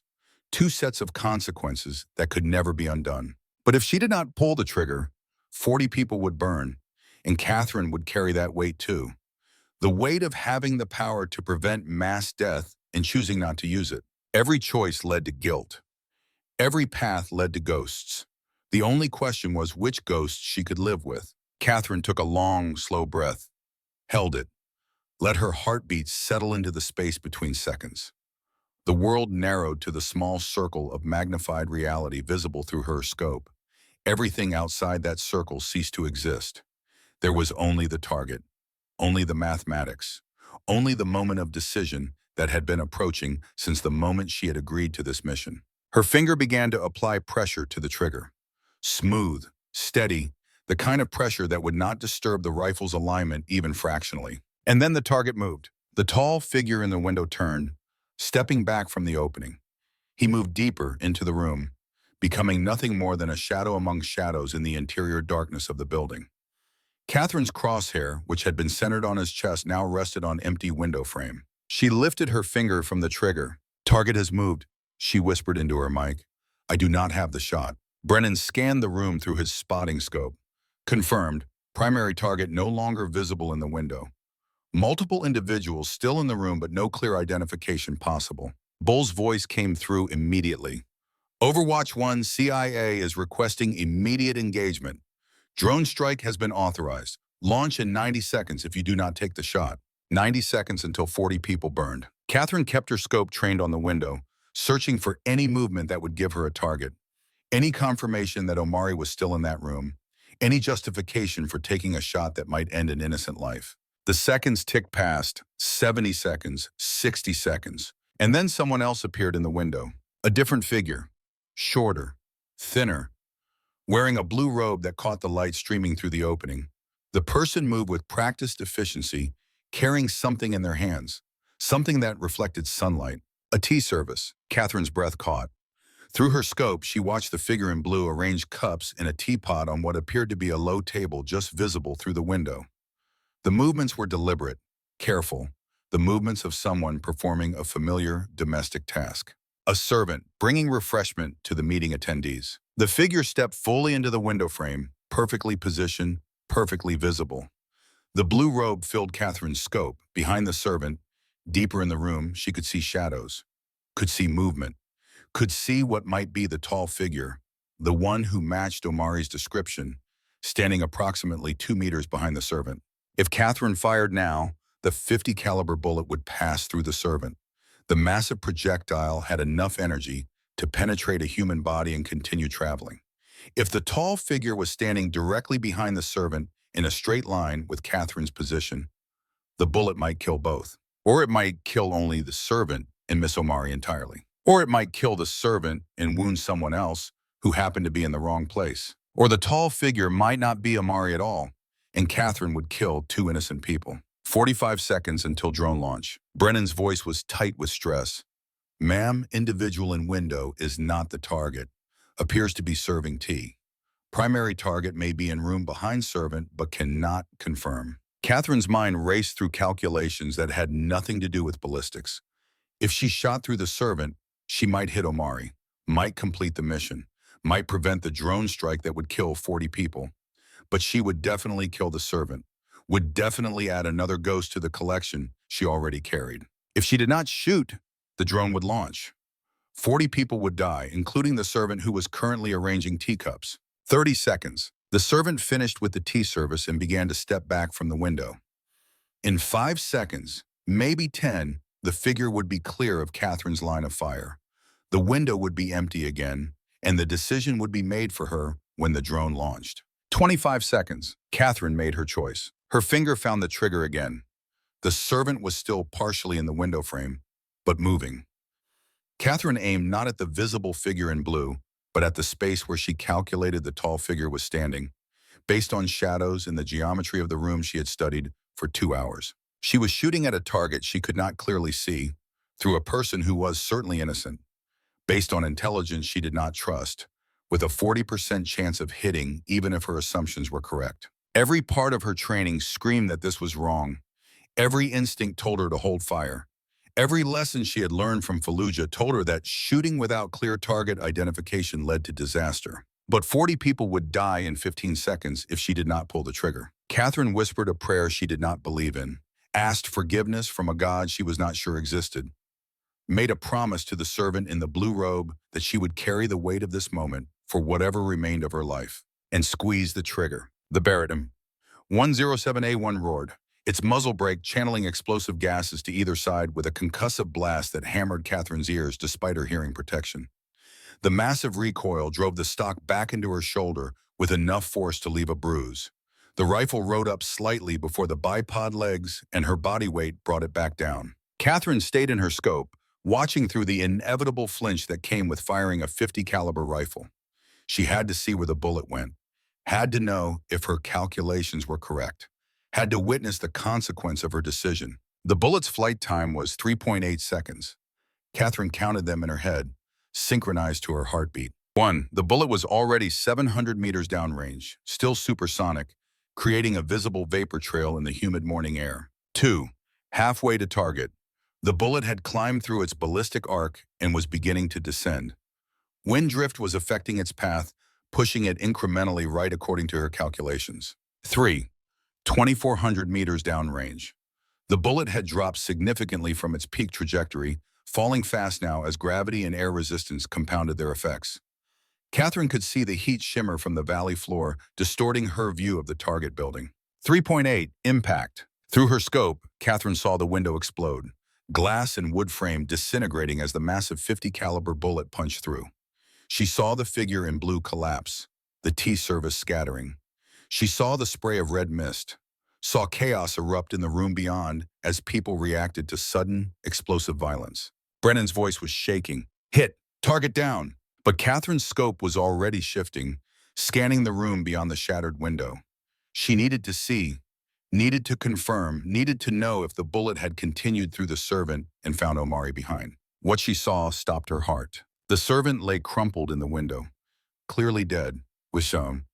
The blue robe was stained dark with blood, but beyond, deeper in the room, visible now through the destroyed wall, Katherine could see the meeting space, could see people scrambling for cover, could see the tall figure, the one who matched Omari's description, rushing toward an exit door on the far side of the room. The bullet had not continued through, had not found the target beyond, had struck only the servant and expended its energy in that single terrible impact. Katherine had killed an innocent person and missed her intended target entirely. Brennan's voice held horror. Ma'am, wrong target. Actual HVT is escaping through the eastern exit. Servant is KIA. Katherine could not breathe, could not think. The world had narrowed to the small circle of her scope and the spreading pool of blood visible through the shattered wall where a servant had been performing duties 3.8 seconds earlier. Rashid Khalid, and now this person. Both dead because she had trusted intelligence that was incomplete. Both dead because she had made calculations based on assumptions that proved false. Vega's voice crackled through the radio, professional despite the disaster unfolding.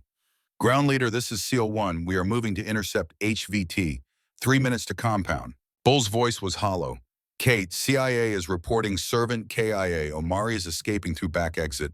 Drone will engage in 90 seconds. 90 seconds until 40 people died because Katherine had failed to kill the right one person. 90 seconds until the servant's death was compounded by mass casualties from a missile strike. And then something happened that Katherine would replay in her mind for the rest of her life. The crow fired. Katherine heard the distinctive crack of a high-powered rifle from the opposite ridge, not aimed at her, aimed downward toward the valley floor. She swung her scope away from the compound, away from the servant's body, toward the area where Omari was escaping. Through her glass, she saw the tall man running across open ground toward a vehicle, Saw him moving fast, desperation evident in his body language. Saw him almost reach the safety of covered position. And then saw him fall as the crow's bullet found its mark. 1,680 meters, a difficult shot on a moving target, but perfectly executed. Omari collapsed, did not move again. Brennan's voice held disbelief. The crow just killed Omari. Confirm, the crow engaged and eliminated the HVT. Bull's voice came through the radio, confused and uncertain. Confirmed thermal signature shows target down. Someone took that shot. Who fired? Catherine's voice was flat, mechanical, empty of everything except the basic function of reporting facts. The crow, sir. Enemy sniper engaged and eliminated target. Silence on the radio. No one knew what to say. The mission had succeeded, but not because of Catherine's shot. The mission had succeeded because the enemy sniper had done what she had failed to do. Katherine remained in her scope, watching the crow's position across the valley. The enemy sniper stood up from his concealment, fully visible now, no longer concerned with hiding. He turned to face her position, though at 1,400 meters, Katherine could not make out facial features. And then he saluted, a formal military salute, precise, respectful, held for 3 full seconds before he lowered his hand. Then he turned and walked away into the mountains, leaving his rifle position behind. Katherine watched him go, understanding something that turned her world inside out. The crow had not been there to kill her. He had been there to kill Omari, had his own mission, his own reasons for wanting the CIA asset dead. And he had saluted her not in mockery, but in recognition. One sniper acknowledging another, one professional to another. One person who carried the weight of killing to another person who shared that burden. Bull's voice broke through her paralysis. Kate, we need to extract. Taliban reinforcements are moving on your position. Vega's team will cover your withdrawal. Katherine did not respond. She was staring at the compound where a servant's body lay in a pool of blood, where an innocent person had died because she had pulled a trigger based on incomplete intelligence and the pressure of an impossible timeline. Brennan's hand on her shoulder brought her back. Ma'am, we need to move, now. Katherine secured her rifle mechanically, her hands performing functions her mind could not fully engage with. Pops appeared from his security position, his face grim, understanding in his eyes. Let's go, Katie. Save the guilt for later. Right now, we need to survive. The extraction was a blur. Movement through mountain terrain. Radio chatter. The sound of distant gunfire as Taliban forces converged on the valley. A helicopter appearing overhead, rotors beating the air into submission. Strong hands pulling her aboard. And through it all, Katherine could only see one thing: the servant's body, the spreading blood, the shattered window where her bullet had ended a life that should never have been in danger. She had failed, had killed the wrong person again. And this time she did not even have the comfort of believing she had followed correct procedures. This time she had known the intelligence was uncertain, had known she might be shooting the wrong target, had known the servant was in her line of fire, and she had pulled the trigger anyway. The helicopter banked away from Kunar province, carrying Katherine back toward Bagram, and whatever consequences awaited.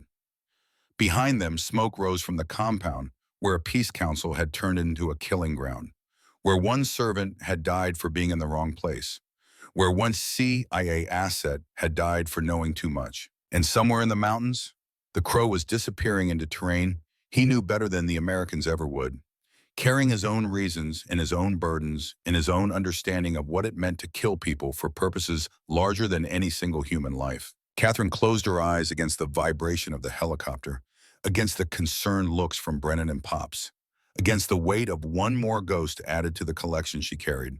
She had tried to do the right thing, had tried to balance impossible equations of lives saved versus lives lost, and she had failed. The servant's name, she would learn later, was Hamid Azizi, 52 years old, father of 6 children, no connection to Taliban, no connection to anything except the simple act of serving tea to men who gathered to discuss peace. He was dead because Katherine Mercer had trusted intelligence that was wrong, had made calculations based on assumptions that proved false, and had pulled a trigger when she knew there was an innocent person in her line of fire. Just like Fallujah, just like Rashid Khalid. The pattern was becoming unbearable, and Katherine understood with crystalline clarity that unless something changed, unless the system itself changed, there would be more Hamids, more Rashids, more innocent people killed by good soldiers following bad intelligence. The helicopter carried her away from the valley, But it could not carry her away from the choice she was beginning to make. The choice that would define whatever remained of her life. The choice to stop accepting the system that created these impossible situations and start fighting to change it, even if fighting meant sacrificing everything she had left. The sun climbed higher over Afghanistan, indifferent to human suffering, indifferent to moral calculations, indifferent to the burden carried by those who killed in the name of nations and causes and intelligence briefings that turned out to be wrong more often than anyone wanted to admit. And Katherine Mercer understood that the last shot she would ever take had not been the one that killed Hamid Azizi. The last shot was still ahead of her, a different kind of shot entirely. One that would require courage of a different sort than the physical bravery needed to lie on a mountainside and face enemy fire. The courage to admit she had been wrong. The courage to fight against the system that made people like her into killers. The courage to ensure that no more servants would die bringing tea to peace councils while snipers argued about which target matched which intelligence profile. But that fight would come later. First, she had to survive the consequences of what she had done in Kunar province.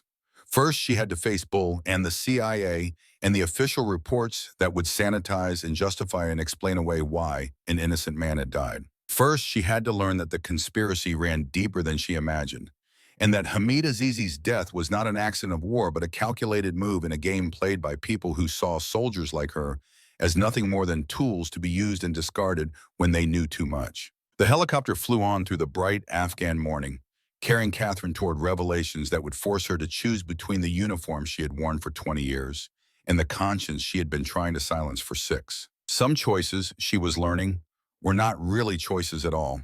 They were inevitabilities that had been approaching since the moment she had first looked through a scope and placed a crosshair on another human being. The mathematics of death, she had discovered, always balanced eventually.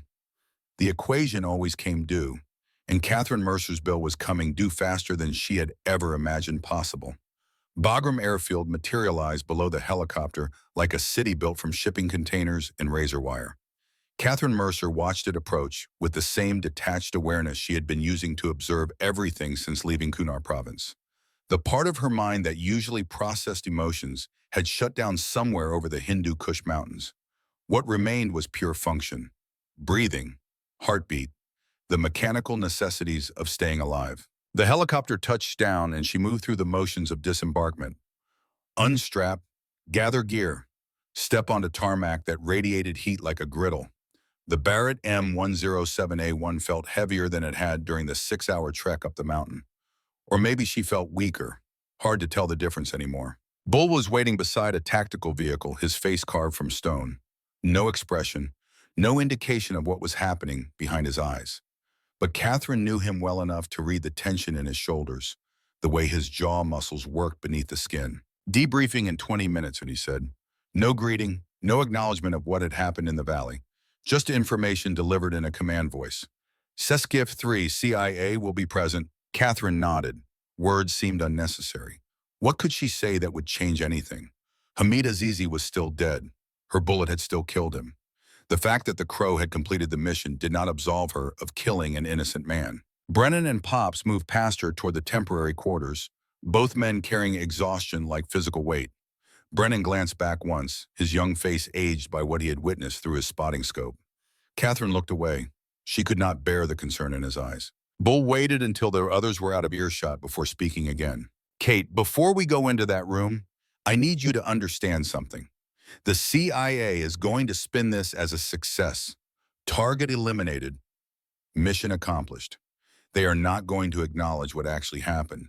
You mean they are not going to acknowledge that I killed a servant bringing tea to a peace council? They are going to call it acceptable collateral damage in the prosecution of a high-value target. Katherine felt something hot and sharp move through the numbness. Not quite anger, not quite grief, something that lived in the space between the two. Hamid Azizi was 52 years old, father of 6 children. He was not collateral damage. He was a person. And I killed him because I trusted intelligence that was wrong and made a decision under pressure that I knew was wrong even as I made it. Bull's voice dropped lower, urgent now. Kate, listen to me. If you go into that debriefing and say what you just said, the CIA will destroy you. They will paint you as unstable, unreliable.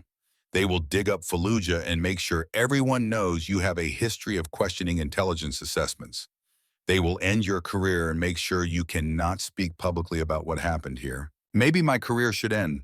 Maybe I should not be trusted with a rifle and a target designation. Bull grabbed her arm, the first time he had touched her with anything resembling force in all the years they had known each other. You are the most ethical soldier I have ever served with. That is why this is eating you alive. That is why you cannot let them break you. Because if they break you, if they silence you, then Hamid Azizi dies for nothing. And the next sniper they send out will kill the next innocent person, and the cycle continues. Katherine pulled her arm free. What do you want me to do, Bull? Lie about what happened? I want you to survive the next 3 hours. Then we will figure out what comes after. The SCIF was a windowless room buried in the center of a hardened building. Sensitive compartmented information facility. A place where secrets were discussed and decisions were made that would never appear in public record. Katherine had been in dozens of them over her career. They all smelled the same. Recycled air and coffee gone cold, and the particular tension that came from people making choices they did not want examined too closely. The CIA officer was already there when Katherine and Bull entered. Same man from the initial briefing, mid-40s, expensive watch, eyes that measured everyone and revealed nothing. 2 other agency personnel flanked him. Recording equipment sat on the table. Everything would be documented, archived, classified at levels that would keep it hidden for decades. Chief Warrant Officer Mercer, the CIA man said, gesturing to a chair. Please sit. This should not take long. Katherine remained standing. Bull positioned himself beside her, a statement of solidarity that the agency men noted with slight frowns. Let me begin by saying that Operation Phantom Thunder was a complete success. High-value target Abdul Haq Omari was eliminated. The threat to embassy personnel has been neutralized. The security of 150 intelligence officers and assets has been preserved. This is a significant victory for American interests in Afghanistan. Katherine said nothing. Let the words hang in the air like smoke. The CIA man continued. There was one civilian casualty during the operation, Hamid Azizi, a local national who was providing refreshment to meeting attendees. This is regrettable, but well within acceptable parameters for a precision strike of this nature. The alternative would have been a drone strike with significantly higher civilian casualties. Still, Katherine said nothing. Chief Mercer, for the record, please confirm that you took the shot that eliminated the high-value target Abdul Haq Omari. Katherine looked at the recording equipment, at the CIA men waiting for her to validate their narrative, at Bull, whose face remained impassive but whose eyes carried a clear message. Survive the next 3 hours. No, Katherine said quietly. I did not eliminate Abdul Haq Omari. I killed Hamid Azizi, an unarmed civilian who was serving tea. The Crow, an enemy sniper, killed Omari. The temperature in the room seemed to drop 10 degrees. The CIA man's expression did not change, but something dangerous moved behind his eyes. Chief Mercer, I think perhaps the stress of the operation has affected your recollection. Let me be clear. For purposes of the official record, you successfully completed your mission. The enemy sniper you reference will not appear in any documentation. Do you understand what I am telling you? I understand that you want me to lie about what happened so you can maintain a clean narrative. I understand that you want to erase the fact that an innocent man died because your intelligence was flawed and your mission parameters were impossible. I understand perfectly. Bull's hand touched her shoulder, gentle this time, a warning. The CIA man leaned back in his chair, studying Katherine with the detached interest of someone examining an insect under glass. Chief Mercer, let me explain something about how classified operations work. The official record is not a lie. It is a constructed narrative designed to protect sources, methods, and operational security. When you signed your security clearances, you agreed to support that narrative. If you choose to contradict it, you will face consequences, serious consequences. Are you threatening me? I am explaining reality. You have built an impressive career over 20 years. You have the respect of your peers. You have students who look up to you. That can all disappear very quickly if you choose to make this difficult. Katherine felt the last of her numbness burn away, replaced by something clearer and harder. She had been carrying guilt for 6 years over Fallujah, had believed that she was the problem, that she was broken, that she needed to be fixed. But standing in this room, listening to this man explain how easily he could destroy her for telling the truth, Katherine understood something fundamental. She was not broken. The system was broken, and it broke people like her by convincing them that their conscience was a weakness rather than a strength. No, she said. The word hung in the air like a gunshot. No, the CIA man's eyebrow raised fractionally. No, I will not lie about what happened. No, I will not validate your narrative. No, I will not be silent about the fact that Hamid Azizi died because your intelligence was compromised and you sent me to make an impossible shot based on incomplete information. Destroy my career if you want, but you will not make me complicit in covering up his death. Bull's hand tightened on her shoulder, not restraining, supporting. The CIA man stood slowly, buttoning his suit jacket with deliberate care. Chief Mercer, you are making a serious mistake. Colonel Dalton, I suggest you counsel your subordinate on the consequences of her decision. We will reconvene this debriefing in 6 hours. I expect Chief Mercer's recollection to have improved by then. He left with his 2 companions, the door closing with a soft click that somehow sounded more ominous than a slam. Katherine and Bull stood alone in the SCIF. The recording equipment was still running, red light blinking. Bull reached over and switched it off with deliberate precision. That went well, he said dryly. Katherine felt laughter bubble up, inappropriate and slightly hysterical. She pushed it down. What happens now? Now they will try to pressure you through official channels. They will threaten your security clearance. They will suggest that you are suffering from post-traumatic stress and need psychiatric evaluation. They will make your life difficult enough that lying starts to seem like the easier option. And if I do not break? Bull was quiet for a long moment. When he spoke, his voice carried a weight Katherine had never heard before. Then they will destroy you, quietly, professionally, in ways that will make sure no one listens when you try to tell the truth. You have seen this before. I have seen what happens to people who challenge the narrative. They do not win, Kate. The machine is too big, too well protected. Individual soldiers do not beat the system. Katherine thought about Hamid Azizi, about his 6 children who would grow up without a father, about Rashid Khalid's family in Fallujah, about all the other collateral damage that got sanitized into acceptable parameters and filed away in classified archives. Then maybe it is time someone tried. Bull studied her face for a long moment. Then he nodded slowly, a decision made. Come with me. There is something you need to see. They walked through the maze of Bagram's facilities, past rows of containerized housing units and maintenance hangars, to a small office that Bull apparently used when he was on base. He closed the door, checked that they were alone, and pulled out a USB drive from a locked drawer. What I am about to show you is classified above top secret. If you look at these files, you become complicit in their theft. The CIA will have legal grounds to prosecute you. You need to understand that before I plug this in. Show me. Bull inserted the drive into a laptop computer that he had disconnected from any network. Files appeared on the screen, hundreds of them. Documents, financial records, communications intercepts, operational summaries. What am I looking at? The truth about Operation Harvest, the CIA's opium facilitation program, $400 million over 4 years, 15 agency officers directly involved. Abdul Haq Omari was their middleman. He handled logistics, bribed officials, managed the network. Bull opened more files. Katherine scanned through them, each document adding another layer to a picture that made her stomach turn. They were not just facilitating the opium trade, they were profiting from it. 15 CIA officers dividing $400 million between them while pretending to fight the drug war they were actually running. And Omari got greedy, started documenting everything, building his insurance policy. The list of 150 intelligence officers that we were told about, only 8 of those are actual CIA personnel at risk. The rest is padding, misdirection. The real threat was that Omari had enough documentation to expose Operation Harvest and send 15 CIA officers to prison. Katherine felt pieces falling into place. So the embassy attack threat? Real enough, Omari was planning it as leverage. But the primary objective was always eliminating him before he could expose the corruption. Everything else was justification. And Hamid Azizi? Bull opened another file.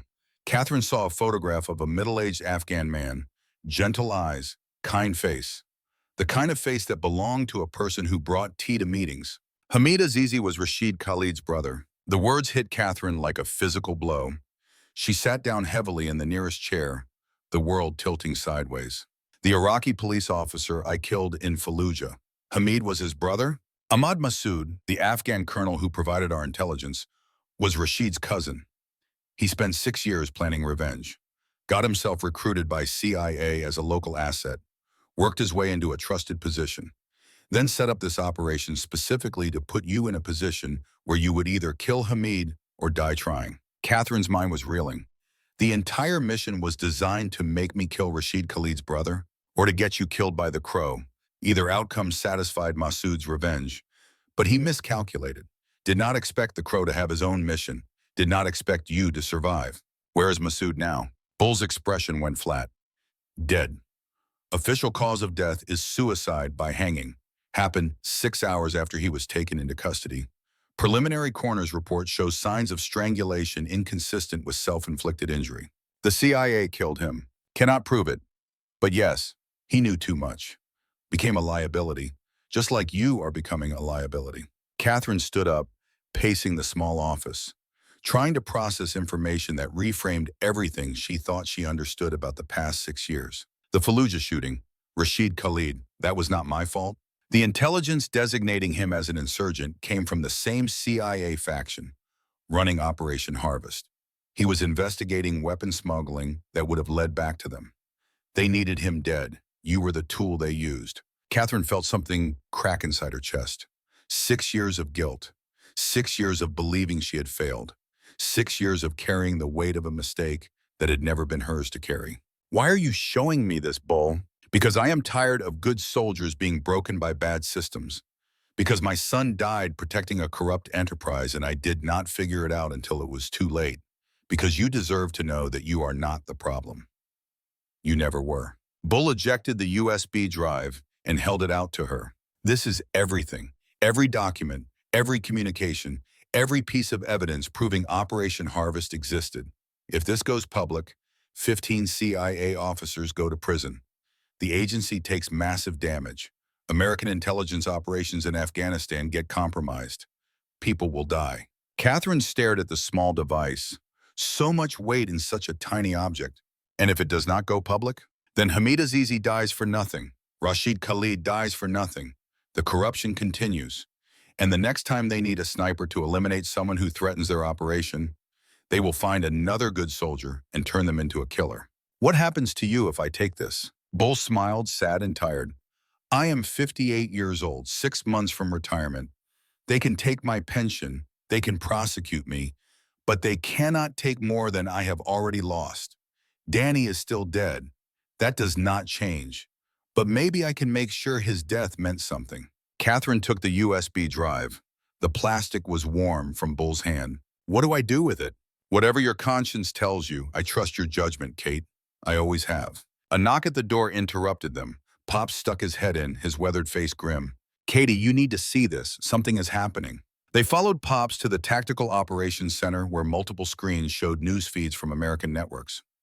Every channel was running the same story. Breaking news banners. Talking heads discussing leaked classified documents about CIA operations in Afghanistan. Someone already released it, Brennan said, looking up from a computer terminal. About an hour ago, sent to every major news organization simultaneously. Washington Post, New York Times, Wall Street Journal, CNN, Fox News. Everyone. Bull's face had gone pale. Who? Katherine looked at the USB drive still in her hand, then at the screen showing reporters discussing Operation Harvest, showing documents that looked exactly like the ones Bull had just shown her. Bull, did you make copies of these files? No, this was the only copy I made. I pulled it from CIA servers before they could sanitize the records. Pops was scanning through news reports on a tablet. According to this, the leak came from an encrypted server, untraceable. Whoever did it knew what they were doing. Katherine felt understanding dawn slowly. There was only one other person who had been close enough to all of this, who had access to intelligence networks, who had a personal stake in exposing Operation Harvest. The Crow, she said quietly. William Crow, the former Marine Scout sniper. Bull looked at her sharply. What? Ahmad Massoud said the Crow was being paid to kill me, but the Crow killed Omari instead. What if he was not being paid by the Taliban? What if he was working against the same CIA faction we are? Brennan was typing rapidly on his computer, pulling up classified files on the Crow that he probably should not have had access to. William Crow, Gunnery Sergeant, United States Marine Corps, Scout Sniper, Served 3 tours Afghanistan. Dishonorably discharged 2008 after reporting suspected CIA corruption to his chain of command. Declared psychologically unstable. Stripped of all benefits. He tried to expose them 8 years ago, Pop said slowly. They destroyed him for it. Turned him into the enemy. Katherine remembered the salute. The formal, respectful gesture from across the valley. Not mockery. Recognition. The Crow had been trying to tell her something. That they were on the same side. That he understood the weight she carried. If Crow leaked these files, the CIA will hunt him, Bull said. They cannot let him survive. He knows too much. Katherine's phone buzzed. A text message from an unknown number. Just GPS coordinates in a single line of text. Chief Mercer, they will come for you. I can help. Meet me. Come alone. You have 24 hours. Crow. She showed the message to Bull. He read it and closed his eyes. Kate, that is a trap. Has to be. The CIA could have sent that, could be trying to isolate you. Or it could be real. The Crow might be trying to help. By asking you to meet him alone in the middle of hostile territory, that is not help. That is suicide. Pops cleared his throat. Katie, I have been doing this for 28 years. I have learned to trust my gut. And my gut says that if Crow wanted you dead, that you would have died in Kunar province. He had the shot. He did not take it. Brennan was still reading reports on his computer. Ma'am, the CIA has issued a statement. They are denying everything in the leaked documents, calling them fabrications by hostile intelligence services. They are preparing a counter-narrative. Of course they are, Bull said bitterly. They will call it Russian disinformation, Chinese intelligence operations, anything to muddy the waters. Within 48 hours, half the country will think the leaks are fake news. Katherine looked at the GPS coordinates again. Hindu Kush Mountains, abandoned Soviet outpost, 120 kilometers north of Bagram. She thought about Hamid Azizi, about Rashid Khalid, about 6 years of carrying guilt that had never been hers, about the system that broke people and called it acceptable collateral damage. I am going, she said. Bull started to protest, but Katherine cut him off. Bull, you gave me a choice. You trusted my judgment. I am choosing to trust the Crow. Maybe he can help. Maybe he cannot. But I am not going to sit here and wait for the CIA to destroy me quietly. Then I am coming with you. No, you have done enough. You sacrificed your career to give me those files. I am not going to let you sacrifice your life too. Bull looked like he wanted to argue, wanted to pull rank, but something in Katherine's face stopped him. He nodded slowly. Then take backup. Pops and Brennan at minimum. Bull is right, Katie, Pop said. You cannot go alone. We are a team. Katherine felt something warm push through the cold that had been surrounding her since Kunar province. These men, these brothers in arms, were willing to follow her into what might be a trap. Were willing to risk everything because they believed in her.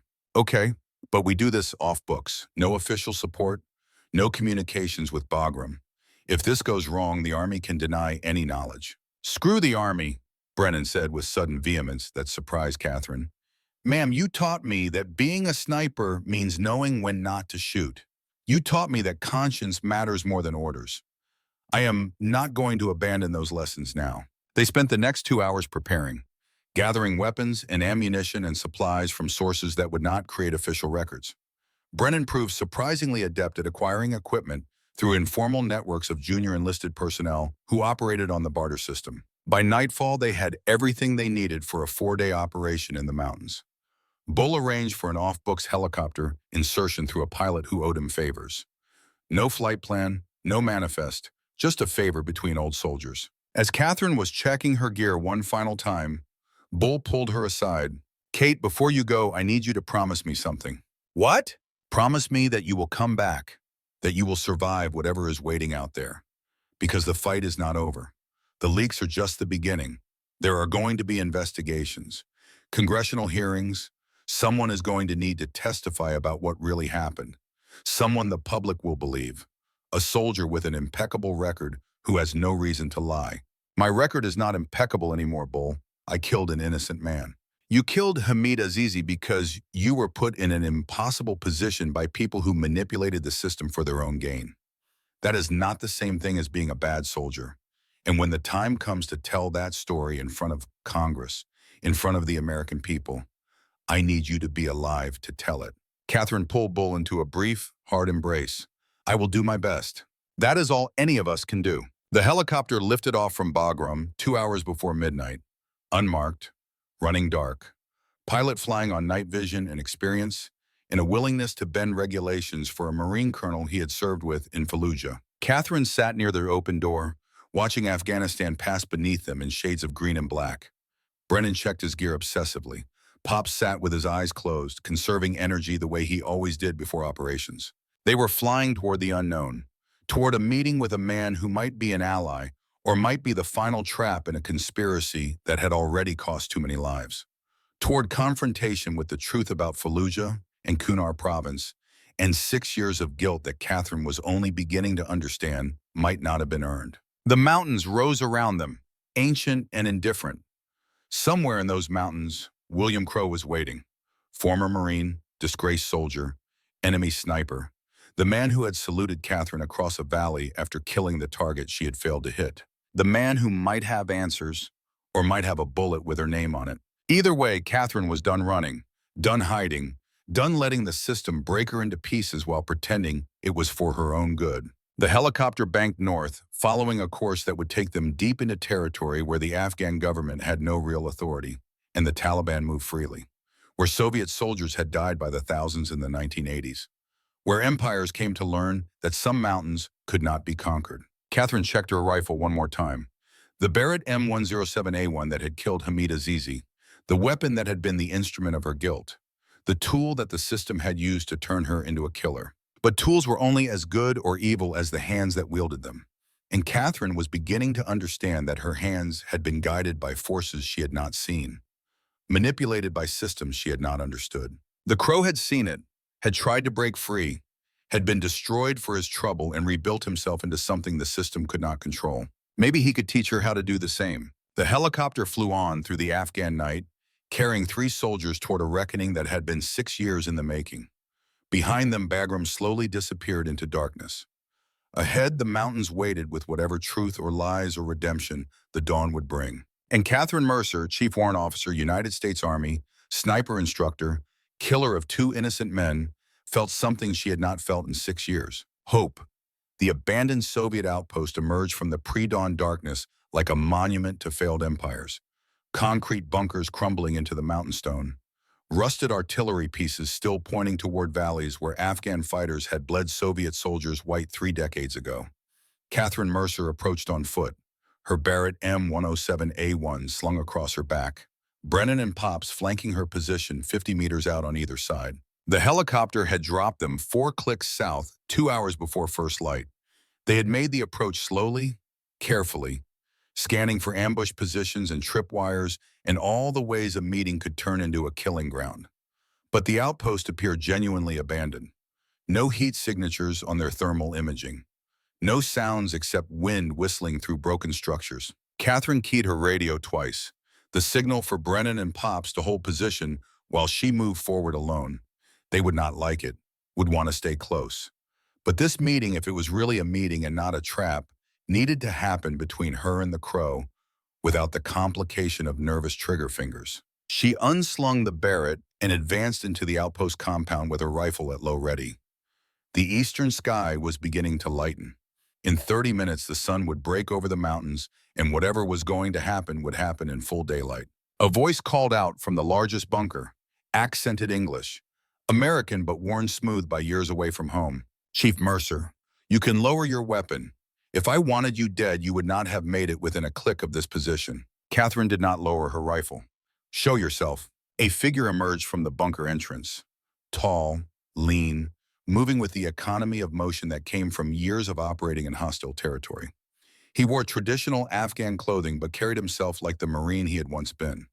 His face was weathered, beard shot through with gray, but his eyes were sharp and clear. William Crowe. The Crow. The enemy sniper who had saluted her across a valley after killing the man she had failed to kill. He stopped 10 meters away, hands visible and empty. No weapon in sight, though Katherine had no doubt he had one within reach. You came, Crow said. I was not certain you would trust the message. I'm not certain I trust it now. You could have a dozen Taliban fighters waiting in those bunkers. I could, but I do not. Just me, just you, just the truth we both need to hear. Katherine finally lowered her rifle slightly, though her finger remained near the trigger guard. You leaked the Operation Harvest documents. I did.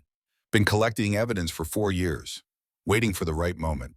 Your mission gave me the leverage I needed. CIA could not sanitize the records fast enough if they were dealing with your refusal to validate their narrative at the same time. You used me.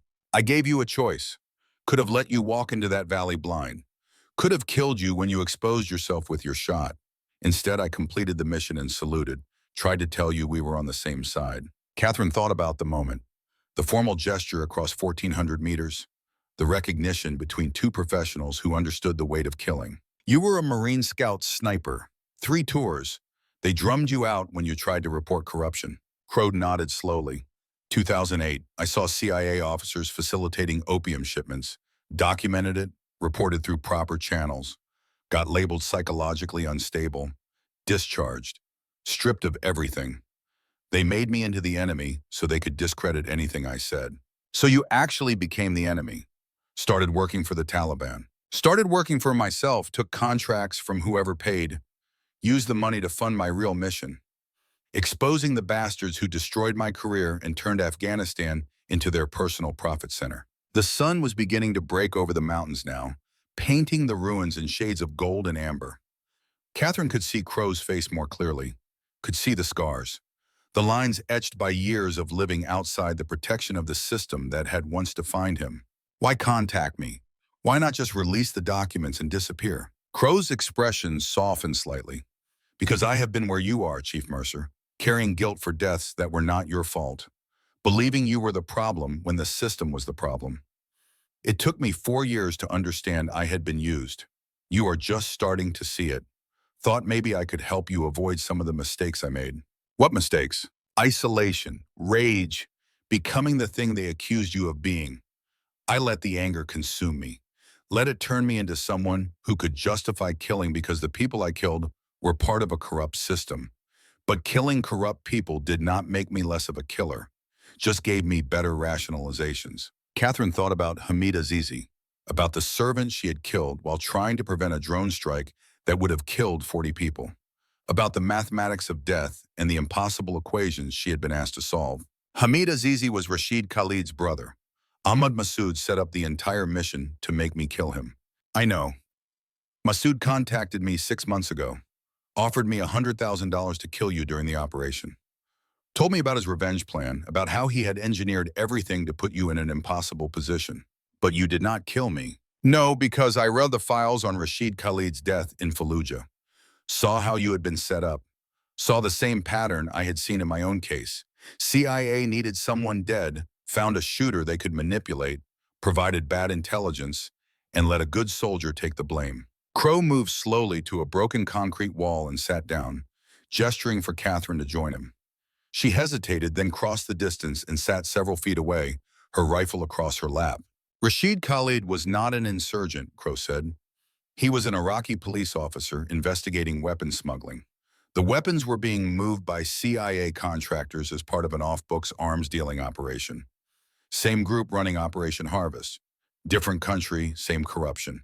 Bull showed me the files, told me the intelligence designating Rashid as hostile came from the CIA officers who needed him dead. And you have been carrying that kill for 6 years, believing it was your failure, your mistake. Katherine felt the familiar weight pressing down on her chest. I still pulled the trigger, still killed an innocent man. You did, just like I have killed people who did not deserve to die. Just like every soldier who has ever trusted bad intelligence and made a decision that turned out wrong. The question is not whether you are guilty, you are. The question is whether that guilt belongs entirely to you or whether it should be shared with the people who put you in that position. The sun was fully up now. Katherine could see Pops and Brennan maintaining their security positions, alert for any threat. Good soldiers doing their jobs, trusting her judgment even when she was not sure she trusted it herself. Massoud is dead, Katherine said. CIA killed him in custody and called it suicide. I know. They will kill you too if you give them the chance. Not immediately, not obviously, but they will make sure you do not testify, do not speak, do not become a problem they cannot control. Bull thinks I should testify before Congress. Tell the truth about what happened. Crow laughed, bitter and hard. Bull is a good man, idealistic, believes the system can be fixed from inside. But I tried that, reported through proper channels, trusted that the truth would matter, and they destroyed me for it. So what do you suggest? Run, hide, become like you? The words came out harsher than Katherine intended, but Crow did not flinch, just nodded slowly. Fair question, and the answer is no. Do not become like me, because I am not free. I am just a different kind of prisoner. Cannot go home, cannot see my family, cannot live as anything except a ghost haunting the mountains and taking contracts and pretending that killing corrupt people makes up for all the years I lost. Then what? Crow turned to look at her directly. You fight, but you fight smart. You do not trust the system to fix itself. You make them fix it by forcing the truth into the light where they cannot hide it. The documents you leaked will do that. The documents are a start, but documents can be discredited, called fake, attributed to foreign intelligence services. What cannot be discredited is a soldier with an impeccable record standing in front of Congress and telling the truth about what she was ordered to do, about the impossible position she was put in, about the innocent people who died because intelligence was manipulated to serve corruption. Katherine thought about Bull's words, about being the one person the public would believe, about having no reason to lie. They will try to destroy my credibility, dig up everything they can use against me. They will. But you have something I never had. You have Bull, you have Pops and Brennan. You have a network of soldiers who have trained under you and respect you. You have legitimacy that I lost the moment they labeled me unstable and dishonorably discharged me. And you think that will be enough? Crow stood, stretching stiff muscles. I think it is your best chance. Only chance, really. Because the alternative is spending the rest of your life running like me, or giving up and letting them break you, or dying in some accident that is not really an accident. Katherine stood as well, slinging her rifle. Why do you care what happens to me? Because I saw you hesitate in that valley, saw you struggle with the decision, saw you kill someone you knew was innocent because you were trying to save 40 other people. That kind of moral calculation, that awareness of peace, that is what separates soldiers from killers. And the military needs more soldiers like you, not fewer. He pulled a small device from his pocket and held it out. Another USB drive. This has everything. My documentation over 4 years, names, dates, financial transactions, everything you need to prove Operation Harvest was real and ongoing. But more importantly, it has my testimony. Everything I witnessed, everything I can testify to if the opportunity arises. Katherine took the drive. You would testify publicly? If it mattered. If it would make a difference. Yes, I have nothing left to lose. They already took everything I cared about. Might as well use what remains to tear down what they built. A sound in the distance. Rotors, helicopter approaching fast and low. Crow's expression went hard. Taliban must have been monitoring communications. You need to leave, now. Katherine keyed her radio. Pops, Brennan, we have incoming. RTB to extract point. But even as she said it, she knew they would not make it. The helicopter was too close, moving too fast. This was not a patrol. This was a strike package coming for a specific target. Crow was already moving toward a defensive position among the ruined bunkers. They are not coming for you, Chief Mercer. They are coming for me. See, I'll probably hire them. Get your people out. I will buy you time. I am not leaving you here to die. Yes, you are, because you have testimony to deliver and a system to fix. I am just a ghost who leaked some documents. You are the future. Now move. The helicopter crested the ridgeline. Not Taliban, American. Unmarked, but definitely American. And the door gunner was training his weapon on the outpost. Katherine felt understanding crash down on her. This was not about the Crow. This was about eliminating everyone who knew too much, her included. She pulled Crow toward cover as the first burst of gunfire chewed up the ground where they had been standing. Pops and Brennan opened fire from their positions, trying to suppress the helicopter. But an M240 machine gun versus a helicopter gunship was not a fair fight. The helicopter banked hard, coming around for another pass. Katherine could see the pilot through the windscreen, could see the focused intensity of someone executing a mission. Crow was setting up his rifle, the Accuracy International AWM that he had used to kill Omari. You need to run, your people need to extract. We do not leave people behind. I am not your people. I am the enemy, remember? Disgraced Marine, Taliban contractor. This is where my story ends. Make sure yours does not end here too. The helicopter lined up for another gun run. Katherine made a decision that she knew Bull would understand even if he would not approve. She brought her Barrett up, sighted on the helicopter, and fired. The massive 50 caliber round punched through the helicopter's engine cowling.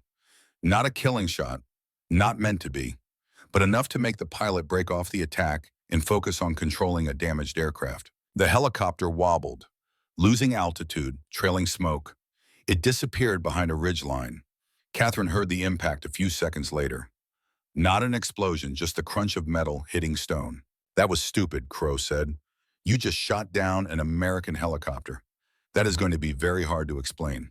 I shot down an unmarked aircraft that was engaging American personnel without warning or identification. That is called self-defense. Pops and Brennan reached their position, both men breathing hard from the sprint across broken ground. Katie, we need to leave, now. That helicopter had to have called in their position before you shot it down. More will be coming. Katherine knew he was right, but she also knew that leaving Crow here would mean his death. CIA would send another team. Would not stop until he was eliminated. He comes with us. Crow started to protest, but Katherine cut him off. You have testimony to give, evidence to present. You are worth more alive than dead, and I am not going to leave you here to be murdered so the CIA can keep their secrets. Brennan was already on the radio calling for their extraction helicopter. The pilot, to his credit, did not ask questions, just confirmed he would be at the designated landing zone in 15 minutes. They moved fast through the mountain terrain. Katherine half expected to hear more helicopters, more gunfire, more evidence that the CIA was willing to eliminate witnesses. But the mountains remained quiet except for the wind and their own harsh breathing. The extraction helicopter was waiting at the LZ, rotors turning, pilot scanning for threats. They piled in and lifted off before anyone could second-guess the decision to bring the Crow along. The flight back to Bagram was tense and quiet. Crow sat near the door, watching Afghanistan fall away beneath them. The country he had been fighting in for over a decade. The place that had taken everything from him and turned him into someone he barely recognized. Katherine sat across from him, thinking about the choice she had just made, shooting down an American helicopter, bringing an enemy contractor back to a U.S. military base, adding more fuel to the fire that the CIA would use to destroy her.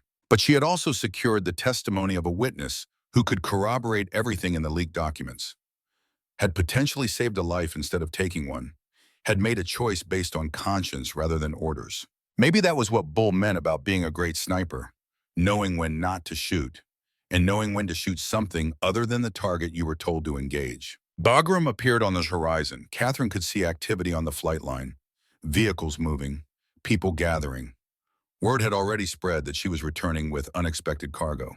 Bull was waiting at the landing pad with a full security detail. His face was unreadable as Katherine and her team disembarked, followed by Crow with his hands raised in a gesture of surrender. Kate, what have you done? Brought back a witness, someone who can testify about Operation Harvest, someone who has documentation that corroborates everything in the leaked files. Bull looked at Crow.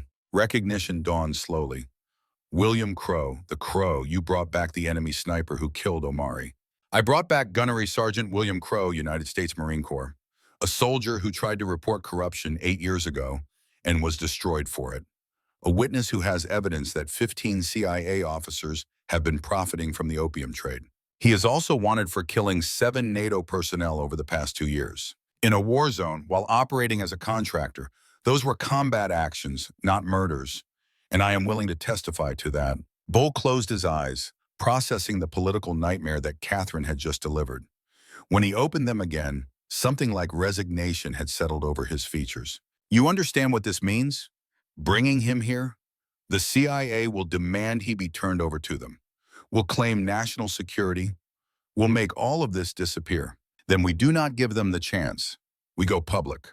Hold a press conference. Force the truth into the light before they can sanitize it. Kate, you are talking about violating operational security, disclosing classified information. They will court-martial you. Good. Let them. Let it be public. Let them try to explain in front of news cameras why they are prosecuting a soldier for telling the truth about corruption and innocent people being killed to cover it up. Bull stared at her for a long moment. Then he laughed, short and sharp, and edged with something that might have been pride. You know what? The hell with it. I am already being investigated for leaking classified documents. Might as well go all in. Pops? The older sniper stepped forward. Sir, you are officially the senior, non-commissioned officer witnessing what is about to happen. I need you to verify for the record that Chief Mercer is acting under direct orders from her commanding officer. What orders would those be, sir? Orders to tell the truth. All of it, no matter what it costs. Pops grinned. Roger that, sir. For the record, I witnessed that Chief Mercer is following orders. Brennan stepped up beside Pops. Me too, sir. Whatever happens, we are in this together. Bull turned to Crow. Gunnery Sergeant, I cannot promise you will not face charges, cannot promise protection, but I can promise that if you testify truthfully about what you witnessed, I will do everything in my power to ensure you get a fair hearing. Crow studied Bull for a moment, then came to attention and rendered a salute. The first time he had saluted a superior officer in over 4 years. Bull returned it formally. Sir, I will testify to everything, and I accept whatever consequences come from that. Bull turned to his security detail. Place Gunnery Sergeant Crow in protective custody, not detention, protective custody. Post guards on his quarters. No one sees him without my authorization, especially no one from the CIA. As the security team led Crow away, Bull pulled Katherine aside. You just shot down an American helicopter. That is going to require some explaining. It was an unmarked aircraft engaging American personnel without warning. I defended myself and my team. And the pilot, the crew, survived the crash landing. I made sure it was not a kill shot. They will tell their story, I will tell mine. Let the investigation figure out who was following lawful orders. Bull shook his head in something like amazement. 6 months ago, you were a sniper instructor who had not pulled a trigger in combat in 6 years. Now you are shooting down helicopters and harboring enemy contractors and preparing to testify against the CIA. What happened to you, Kate? I stopped believing the guilt was mine to carry alone, started understanding that the system needed to change, and decided that if I was going to go down, I would go down fighting for something that mattered. Your students would be proud, or horrified, probably both. Bull checked his watch. We have maybe 6 hours before the CIA brings enough pressure to shut this down. What do you want to do with those 6 hours? Katherine thought about Hamid Azizi, about Rashid Khalid, about all the other names that would never appear in official records, about the servants and police officers and innocent people who died in the machinery of war and corruption. I want to tell their stories, all of them. I want to make sure that when this is over, people know their names, know what happened to them, know that they mattered. Bull nodded slowly. Then we better get started. They spent the next 6 hours preparing, documenting everything, recording statements, gathering evidence. Bull used his remaining authority to freeze all communications from Bagram, buying them time before the CIA could coordinate a response. Pops and Brennan provided security, not trusting that there would not be another attempt to eliminate witnesses. Crow provided detailed testimony, naming names, describing transactions, laying out the entire structure of Operation Harvest with the precision of someone who had been documenting it for years. And Katherine wrote, everything that had happened, everything she had learned, everything she knew about Fallujah and Kunar province, and the impossible choices soldiers were asked to make by systems that valued expediency over truth. As the sun climbed toward noon, Bull received word that a delegation from CIA headquarters was inbound to Bagram. They would arrive in approximately 4 hours. They would have authority to take Crow into custody, would have orders to confiscate all evidence related to Operation Harvest, would have the power to make everything disappear into classified archives. 4 hours, Bull said. That is all we have. After that, they will shut us down and we will spend the next decade fighting in courts and congressional committees while they control the narrative. Katherine looked at the evidence they had compiled, at the testimony they had documented, at the truth they had assembled from fragments and leaks, and the courage of people who had decided that conscience mattered more than career. Then we do not give them 4 hours. We go public now. Contact every news organization, send them everything. Let them start broadcasting before the CIA can stop them. Kate, that is a line we cannot uncross. Once you leak classified information to the press, you have committed a federal crime. They will prosecute. You will go to prison. How long did you tell me? That individual soldiers do not beat the system? That the machine is too big and too well protected? I did say that. You were right. Individual soldiers do not beat the system. But maybe we are not individuals anymore. Maybe we are something bigger. A group of soldiers who decided to tell the truth. And maybe that is enough to make a difference. Bull looked at Pops and Brennan, at the two soldiers who had followed Katherine into the mountains to meet an enemy sniper based on nothing more than trust.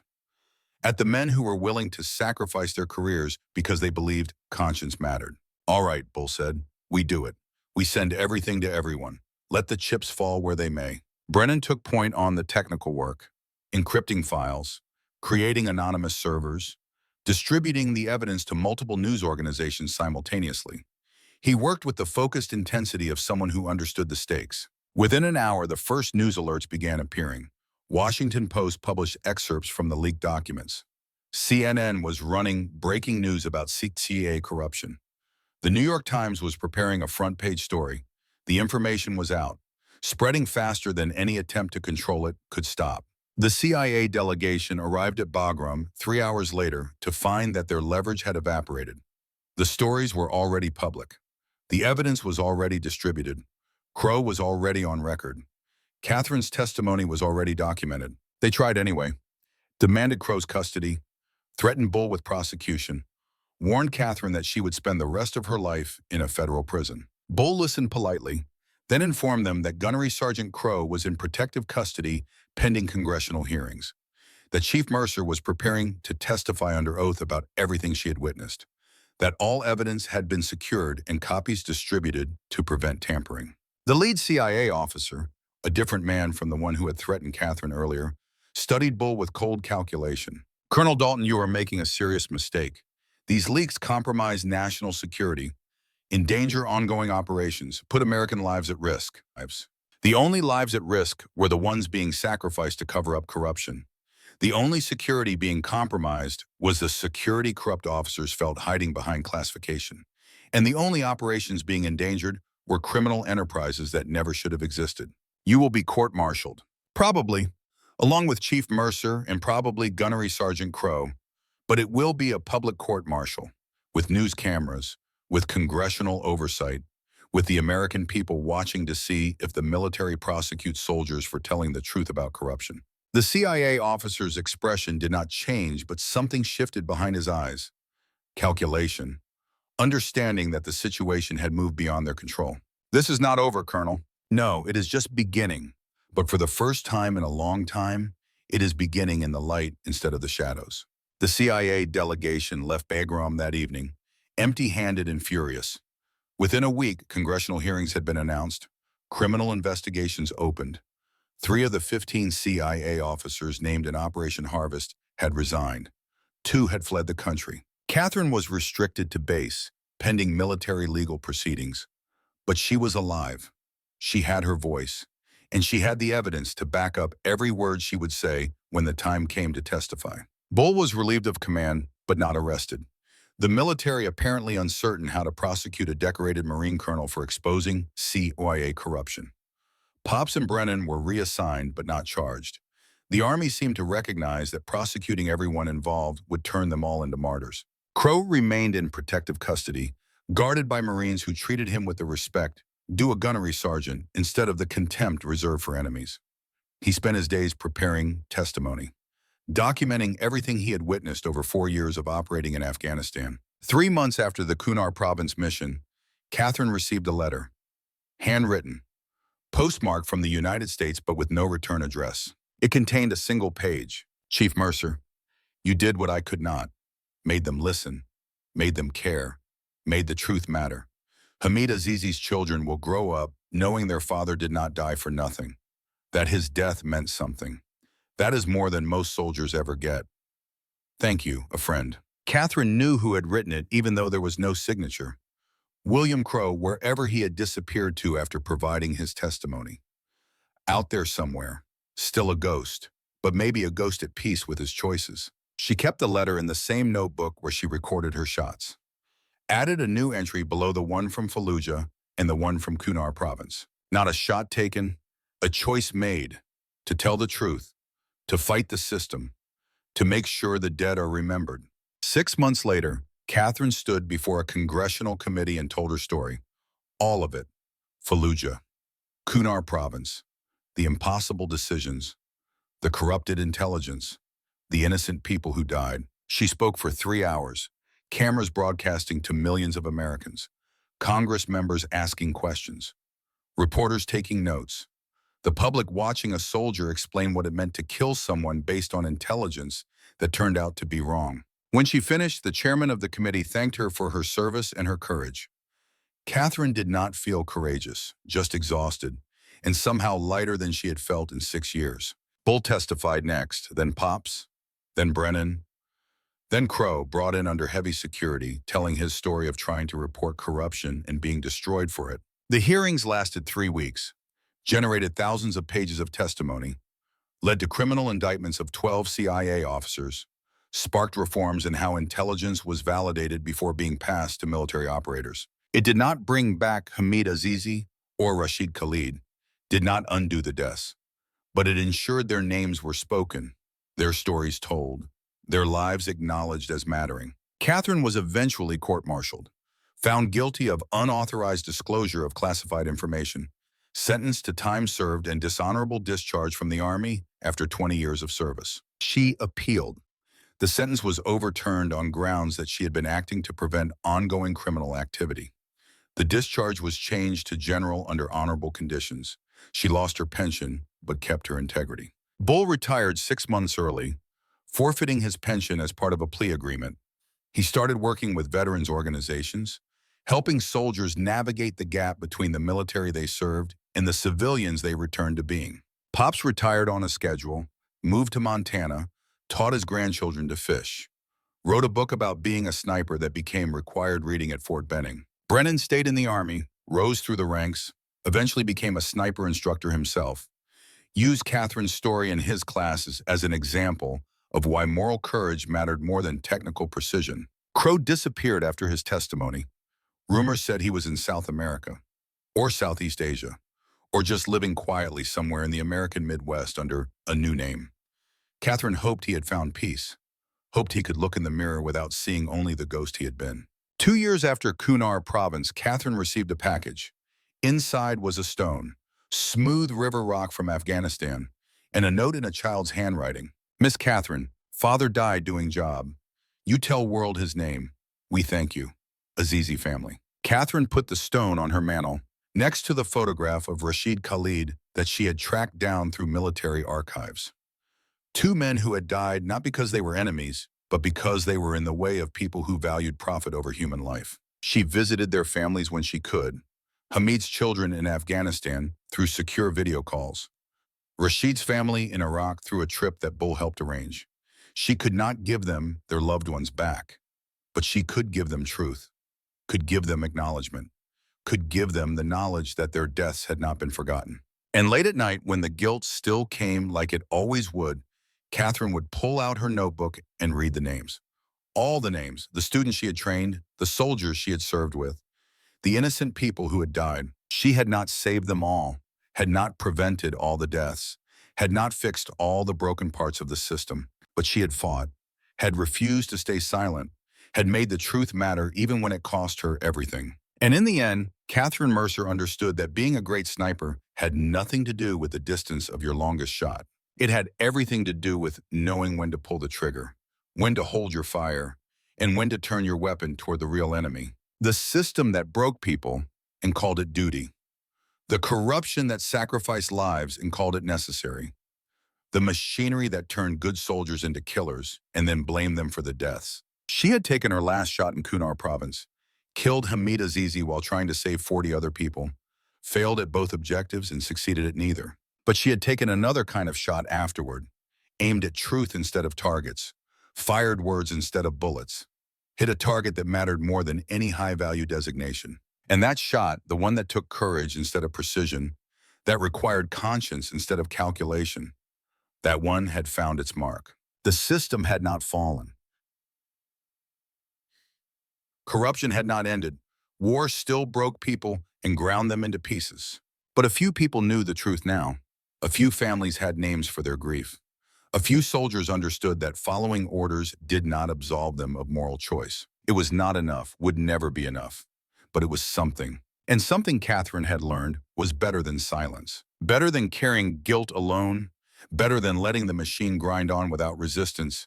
Better than dying a ghost haunted by the people she had killed while following corrupted orders. She had been broken by the system, had been used and manipulated and turned into a killer. But she had also been rebuilt. By Bull's sacrifice and Pops's wisdom, and Brennan's loyalty, and Crow's example. By the choice to fight instead of surrender. By the decision that truth mattered more than safety. The last shot Katherine Mercer would ever take had already been fired. Not at a person, at a system, not with a bullet, with her voice. And in the echoes of that shot, she had finally found something resembling peace. Not redemption. She did not deserve that. Hamid and Rashid were still dead. That would never change. But accountability, justice, truth. The knowledge that she had stopped being a tool and started being a person again. That was enough. It had to be. After 20 years investigating military stories, this one still haunts me. Katherine Mercer did everything right, followed orders, trusted her chain of command, made the impossible shot, and it destroyed her. The question that keeps me up at night, how many other operators are carrying guilt for missions based on corrupted intelligence?